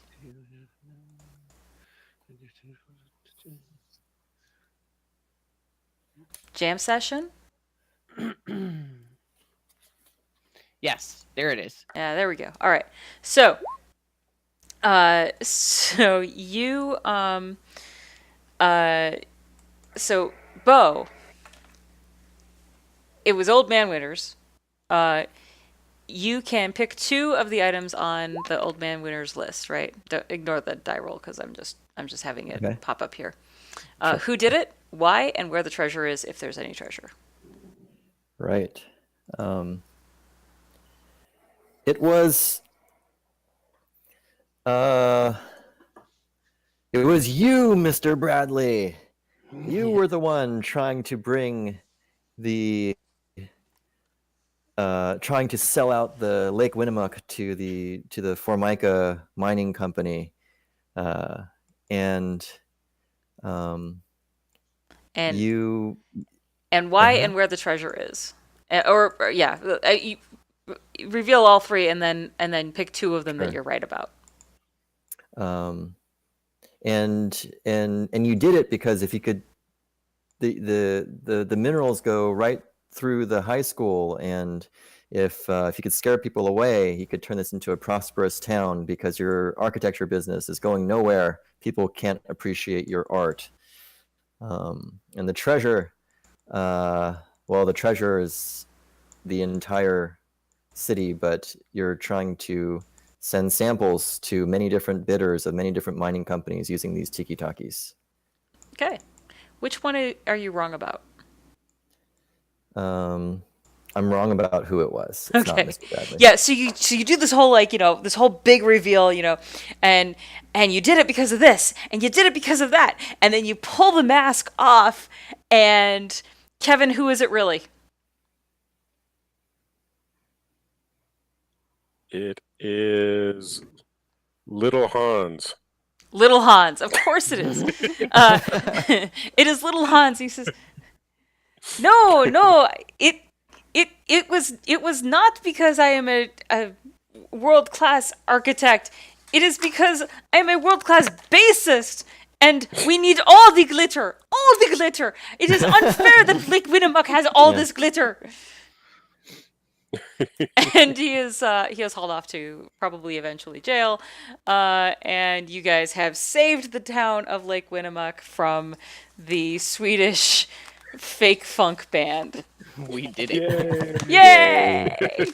This whole time I thought it was Casey Kasem. Yep. Oh yeah, Casey Kasem shows up and says that their band is disqualified and you guys win the battle of the bands. Oh yeah. We did it. Yay! Nice. Thank you guys for playing. Well, ostrich band. Hope you had a good time. Yeah. That was fun. I think there's supposed to be an epilogue, the arrest. Oh yes, I'm sorry. And of course, when little Hans is arrested, he says, "And I would have gotten away with it if it were not for those fucking kids." Those funking kids. All right, That's I'm great. gonna stop streaming and